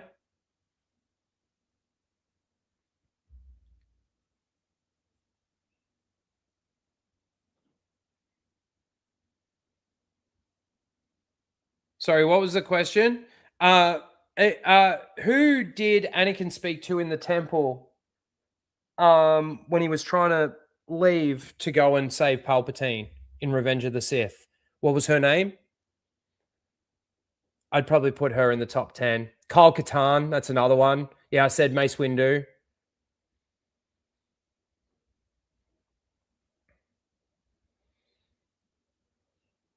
Shakti, thank you.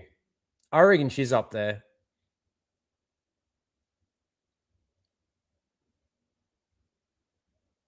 I think there's 10 names in there. Again, in no particular order. No, not the library chick.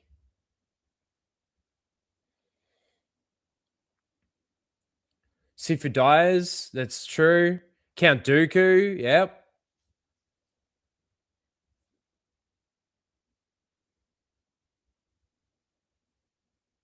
What's his name?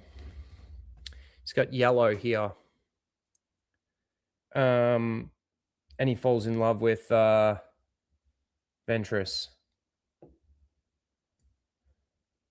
Is this blown away? Very funny. Very funny. Quinlan Voss, that's the one. Thank you. I don't know why I keep blanking on fucking names. I feel retarded right now. Yeah, I think he's pretty good. Quinlan Voss. There you go. All right, we do have a little bit of Stargate news. It's basically just the fact that production is going to be starting filming in 2026 in London. That's all it really is. I'm still temping my expectations of this show. I can't wait to see more. I can't wait to see a bit of a synopsis of what the show's going to be moving forward, how we've evolved from SG-1 to Atlantis and Universe, and then going into this. Yes, did someone say Stargate? Yes. How you doing, Mr. G?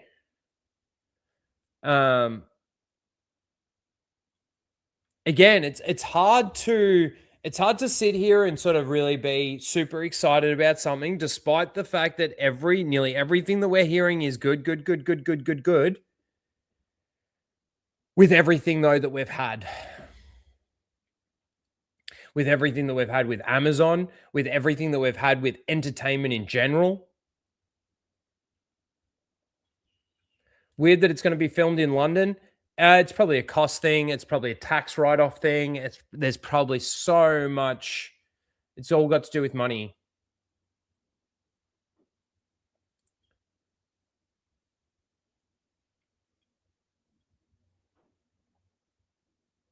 Well, this is what it says. London will host the main stage for the new Stargate series. However, it will film around the world. Which that last bit actually, that's not too bad. That could mean that they're actually going to be filming on locations. Like, could be good.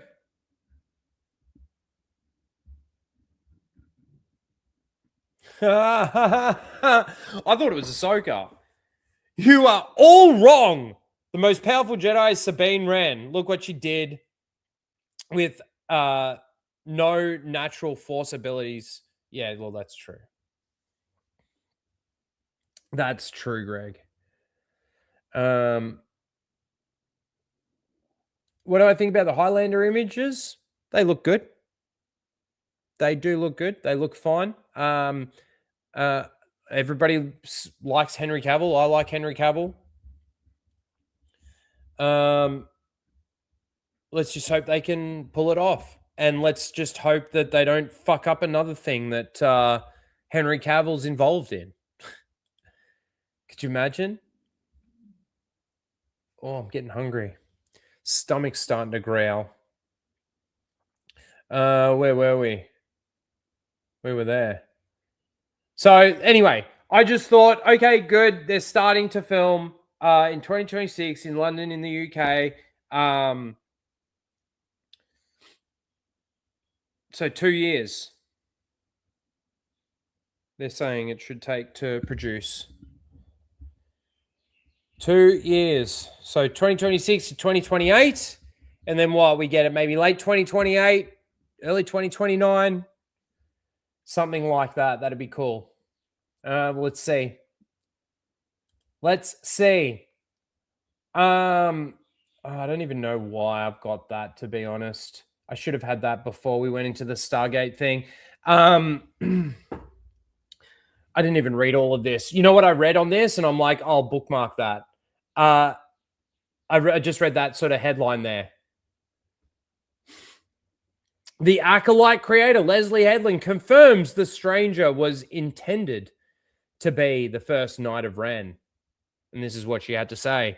It was in the design of the character and, as well as knowing that we were going to introduce Darth Plagueis, who has to end up with Palpatine as his apprentice. Well, no shit. Following the rule of two, which you know nothing about, a percent that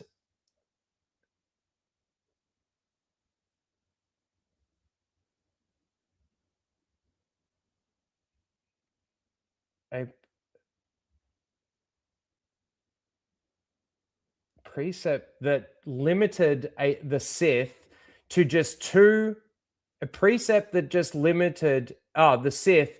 Man, I'm so fucking retarded right now. Oh my God, that's so embarrassing. That limited the Sith to two at any given time, a master and an apprentice. One way to keep it going is if the stranger is the first knight of Ren, part of the Sith. Adjacent culture that we know eventually serves. Oh man.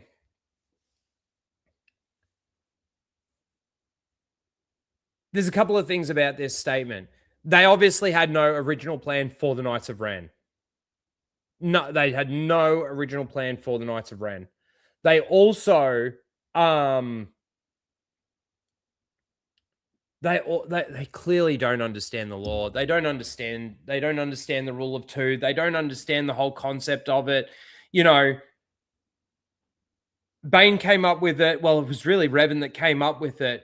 It was Bane that implemented it. And it was very clear cut. It was very clear cut and dry in regards to what the rule of two meant.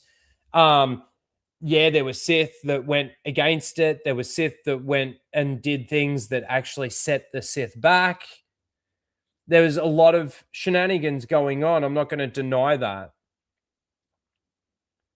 But this is just stupid. It's also stupid because the balance was restored at the end of Return of the Jedi. There was no Sith. I think that's a very clear thing from George Lucas in regards to what he did with the Yuuzhan Vong and stuff like that, that he didn't want the Sith to come back.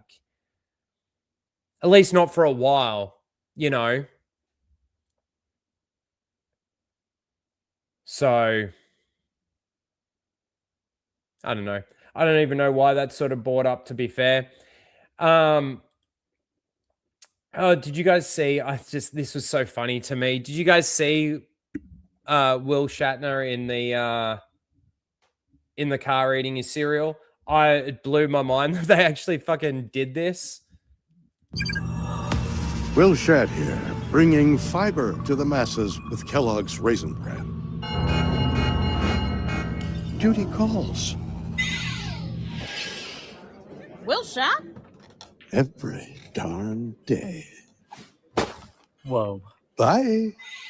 Will Shat in the house. Wait, Will Shat where? Never mind. It's fiber time. Is that dog a Shih Tzu? Perfect. Will Shat in the car! You're too old for this shit. Kellogg's Raisin Bran. High fiber, happy gut. Will Shat on a car. Will Shat. Where? It's good. It's good. I can't. How old is this fucking guy? 90 fucking 5 or something? 94? Still going strong. Look at him. Look at him. Will Shat here, bringing fiber to the masses with Kellogg's Raisin Bran. Love him. Who doesn't love him? Awesome. Good on you, Will Shat.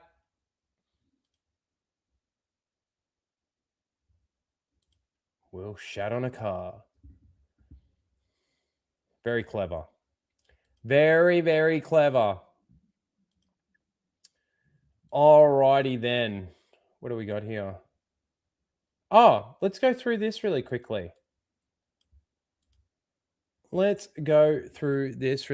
Actually, before we do, man, like same thing that happened last week. It's getting really hot in here. I need to put my shorts on. Because I'm fucking... I nearly ripped my fucking head off. Pants. Not good in this kind of heat. I'll be right back. You know what? I can see my shorts from here. I like to get into a vibe. You know what I mean? You know what I mean? So we'll get into it. We'll discuss it all. You know, the truth is, it sort of is what it is. You know what I mean? You know what I mean? You know what I mean? But you know what I mean? Look, you know what I mean? Like, you know what I mean? Right? You know what I mean? That's all good. You know what I mean? Right? You know what I mean?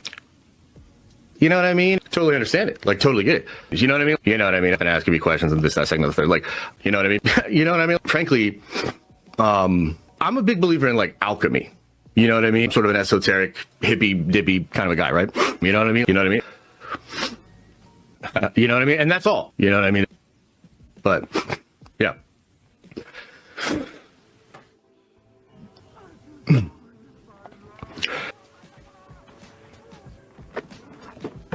You know what I mean? You know what I mean? I can cook. You know what I mean? Wife in this, second, and third. Do you know what I mean? You know what I mean? You know what I mean? You know what I mean? It is what it is. You know what I mean? And you know what I mean? You know what I mean? Like, you don't. I'm not doing it for charity. You know what I mean? So weird.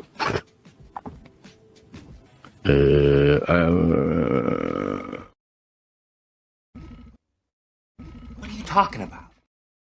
What are you talking about? That's better.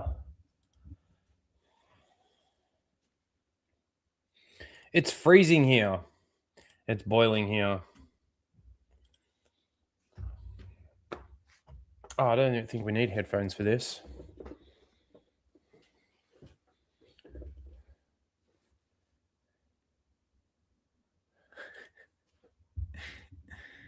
All right. Let's see. What are the trailers that they're going to be releasing for the Super Bowl? All right.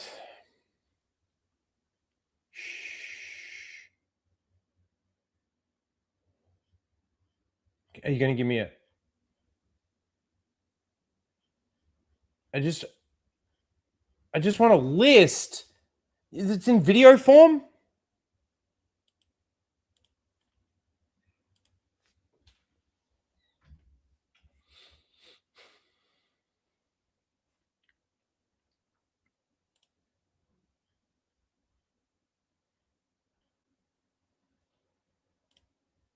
Oh, get the fuck out of here. Fucking ad blocker crap shit. Fucking...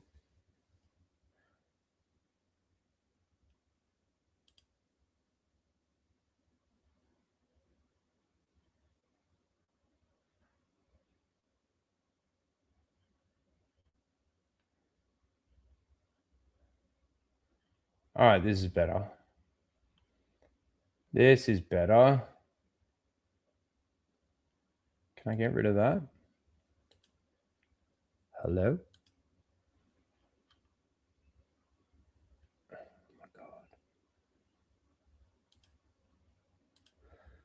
Oh my God, why?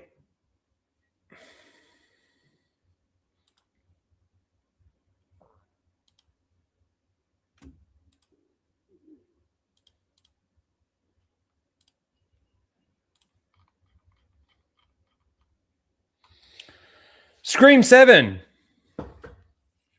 Scream 7? There's 7 of these movies? 7. Craziness. Michael. I'm interested. I like Michael Jackson. Wasn't there already a trailer that dropped for this? Isn't this the trailer for this? We haven't... Let's watch this. You got no audio, right? We haven't watched this. I need to reshare.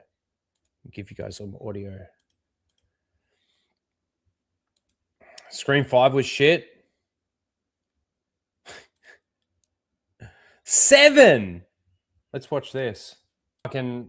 Yeah, I'm a massive Michael Jackson fan. I know the controversy. I don't know if I don't know. I don't know if I believe it or not. With everything that's sort of coming out now, for sure. That's cool. You can't deny that when you hear a Michael Jackson song come on, like, I don't know how you start to feel about like listening to the song, getting into the groove, getting into the music. It's what Michael Jackson was able to do with his music. I thought it was great. Hoppers, never heard of it, don't care. Oh, this is going to be an interesting one to see, everybody. I don't really care that much. I didn't even watch the first Super Mario Brothers movie. But you got Super Mario Galaxy movie trailer. But this is that an actual trailer as well? Man, are we watching like trailers, or is this supposed to be what's coming at the Super Bowl?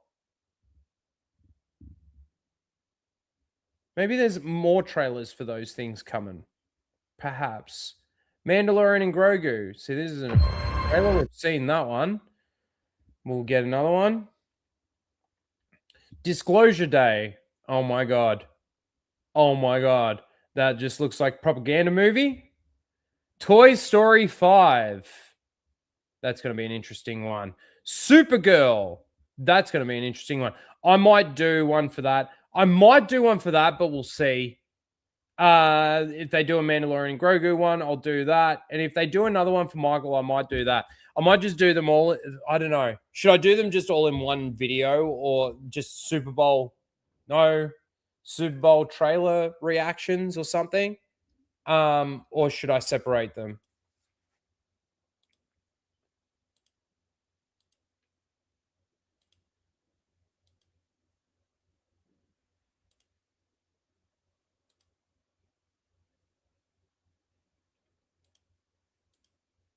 Or should I separate them?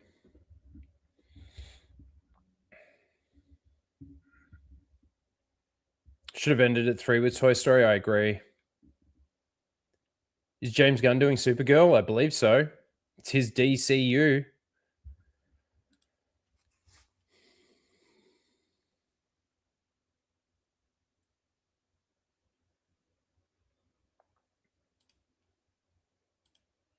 All right, let's see. Let's see what we've got. 4. Seal of the week.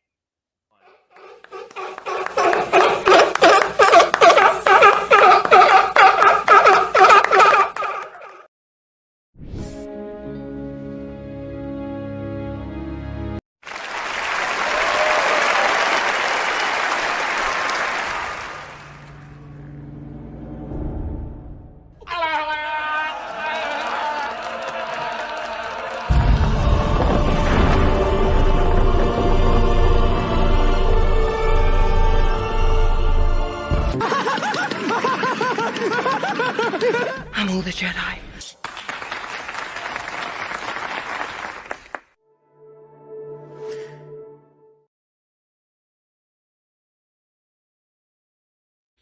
Disney Seals of the Week. Nominee number 1 goes to Brianna. This is the lady that continues wasting her money on doing billboards and flying planes with banners and stuff like this for the Hunt for Ben Solo. And she did it again. And this is what she has to say. It would be so easy to greenlight. The script is complete and acquired. You have a director. The leads would sign on. Ample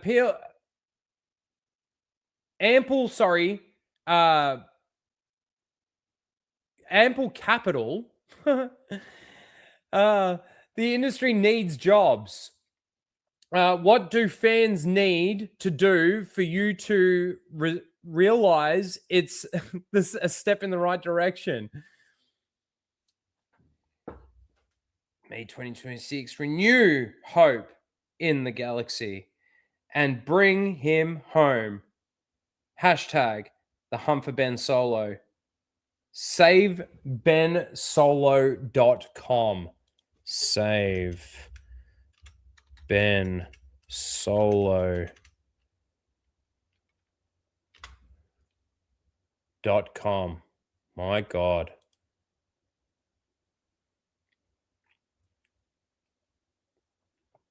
Oh my God.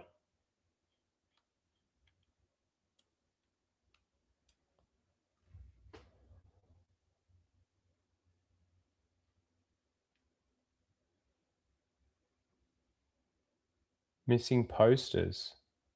Calendar. What the fuck is this website? Take action. Hello, Bob. You're going to have to change that now, aren't you? Oh my God. Enough of that. That might actually win. And I didn't think it would. I think there's something else. But now that I've actually seen what this actually is, that might actually win. That's crazy. The next nominee number 2, goes to Sawyer this week. And said, I'm pretty disappointed with the disappearance of almost all sequel merchandise from Disney World. It feels like a slap in the face to the generation that grew up with these stories and millions of people who adore them. I think you're over-exaggerating that number a little. I think you're exaggerating the number a little. So that's nominee number 2. Retney's Holocron has had a couple of nominations in the past. Replies to Star Wars Holocron. Says Darth Plagueis was intending to become the larger threat in, okay, whatever. Fucking, but the snowflakes couldn't handle POC, people of color. Oh my God. And gay people. So they hate campaigned us out of a great Plagueis introduction story. Oh my God. So they still think it's us. They still think it's the Garys of the world and the critical drinkers of the world and shit like that. Good job, Looper, with that video too, by the way. Fucking idiots. Anyway, they're your 3 nominees. We've only got 3 today. Brianna, Sawyer, Retney's Holocron. Let's get the poll in the chat.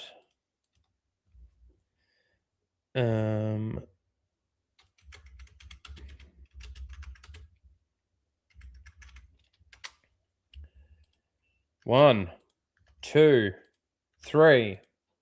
Poll is up and running, ladies and gentlemen. Just go through them. Brianna is number 1. Sawyer is number 2. And Retney's Holocron is number 3. Soulshade knows his vote. Get your votes in. And then we're going to wrap the stream up and we're going to give Anna a raid. She's streaming right now.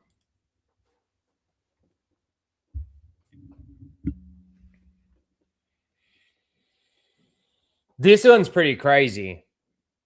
Pretty crazy. There's like, to me, it's just a waste of money. Now, obviously, I know that there's people out there that are a lot richer than I am that probably have a lot more, expendable income that they can just fucking blow money like this. This is stupid. This is stupid because they didn't make this decision because of the fans out there that you always say fucking. They made this decision because they didn't understand the premise. They didn't understand how they were going to bring back Ben. They didn't understand. So they're like, no, this is stupid. We're not doing that. We're not doing that.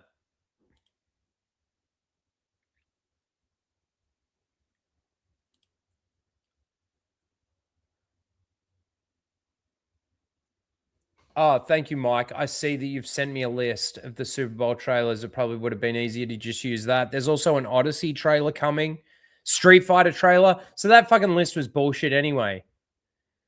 Disclosure Day, The Mandalorian and Grogu, Scream 7, Toy Story 5, Miners 3. I hope that's Miners as in hi-ho, hi-ho. It's off to work we go, not Miners. Except it's not Miners. Oh my God. Oh my God! Minions! 3, you fucking retard. Have a laugh. Go on. Have a fucking laugh. Retarded. Minions 3, The Odyssey and Street Fighter. Looking forward to that Street Fighter trailer, to be honest. Miners.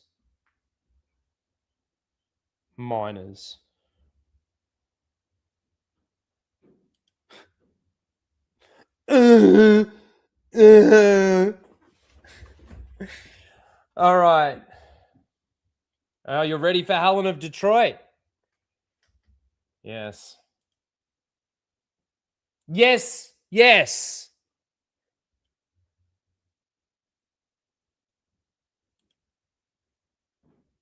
That's like the most extreme point of my dyslexia.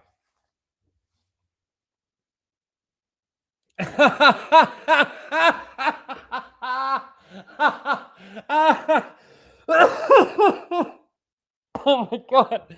Need a helmet? Oh, that's funny. That's funny. All right. Where are we with the poll? Oh. Oh. See, the original one that I thought was going to win is leading. We got 11 votes in. You're going to get any more? 1, 2. They even set up a fucking website. And 3. This is pretty fucking stupid, though. A drill cup? Oh my God. All right, we've got a discrepancy between all the numbers. Let's end the poll there because I'm getting really fucking hungry. No, I didn't watch Fallout. I started watching Fallout. I never watched the end of season 1. I think I got a couple of episodes in. I'm like, no, this isn't for me. We're ending the poll. So, in last place, very surprising to be honest, with 25% of the vote, was Brianna. Ben Solo ain't coming, bitch.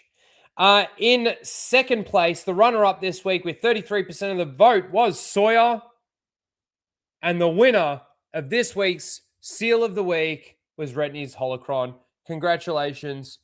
You are this week's Seal of the Week.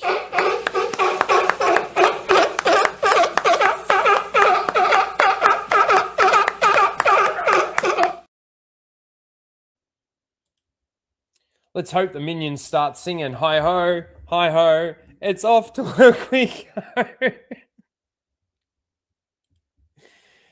All right, let me set this raid up really quickly.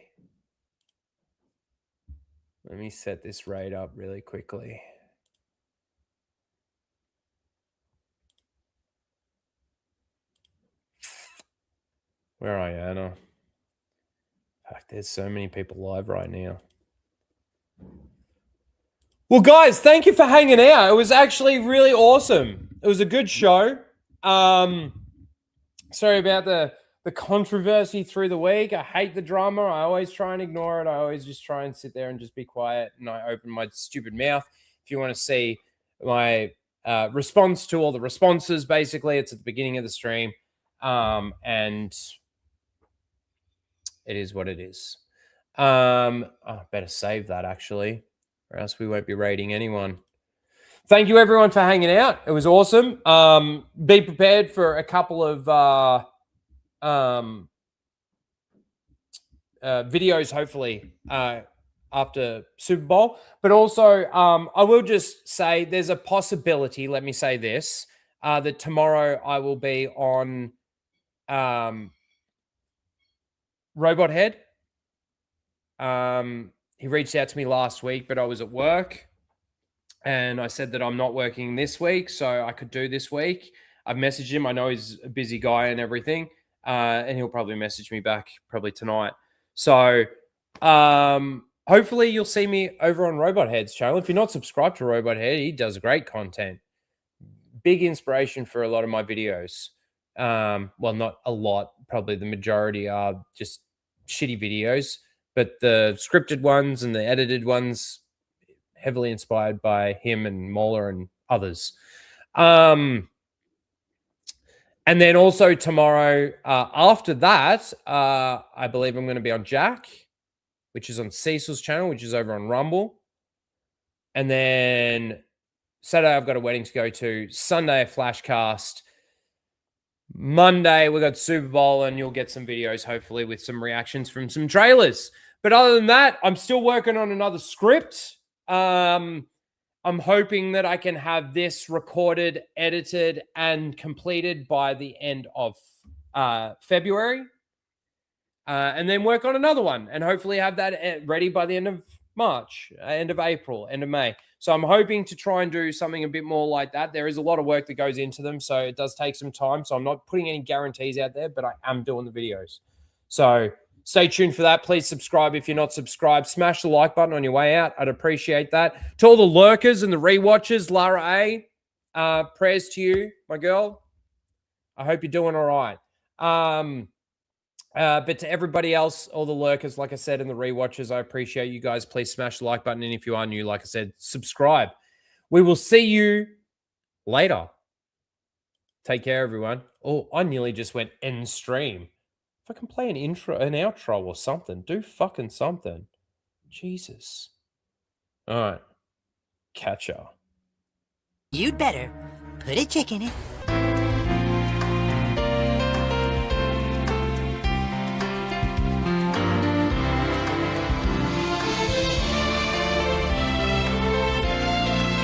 And make it fucking gay as fuck. Going somewhere?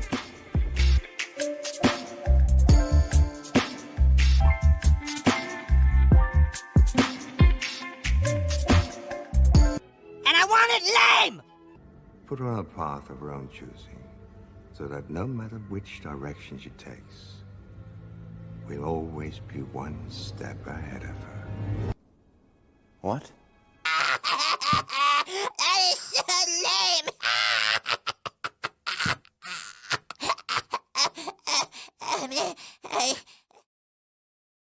They came bounding over. Fuck off! Disney! You fucking cunt! A few minutes? Are you kidding? At the rate they're gaining? No, what is it? You have to shoot this. Traveling through hyperspace is like dusting crops, kid. Without precise calculations, we fly too close to a store. Or bounce into a supermarket and then... Yeah. Be a hell of a mess. What's that? Watch.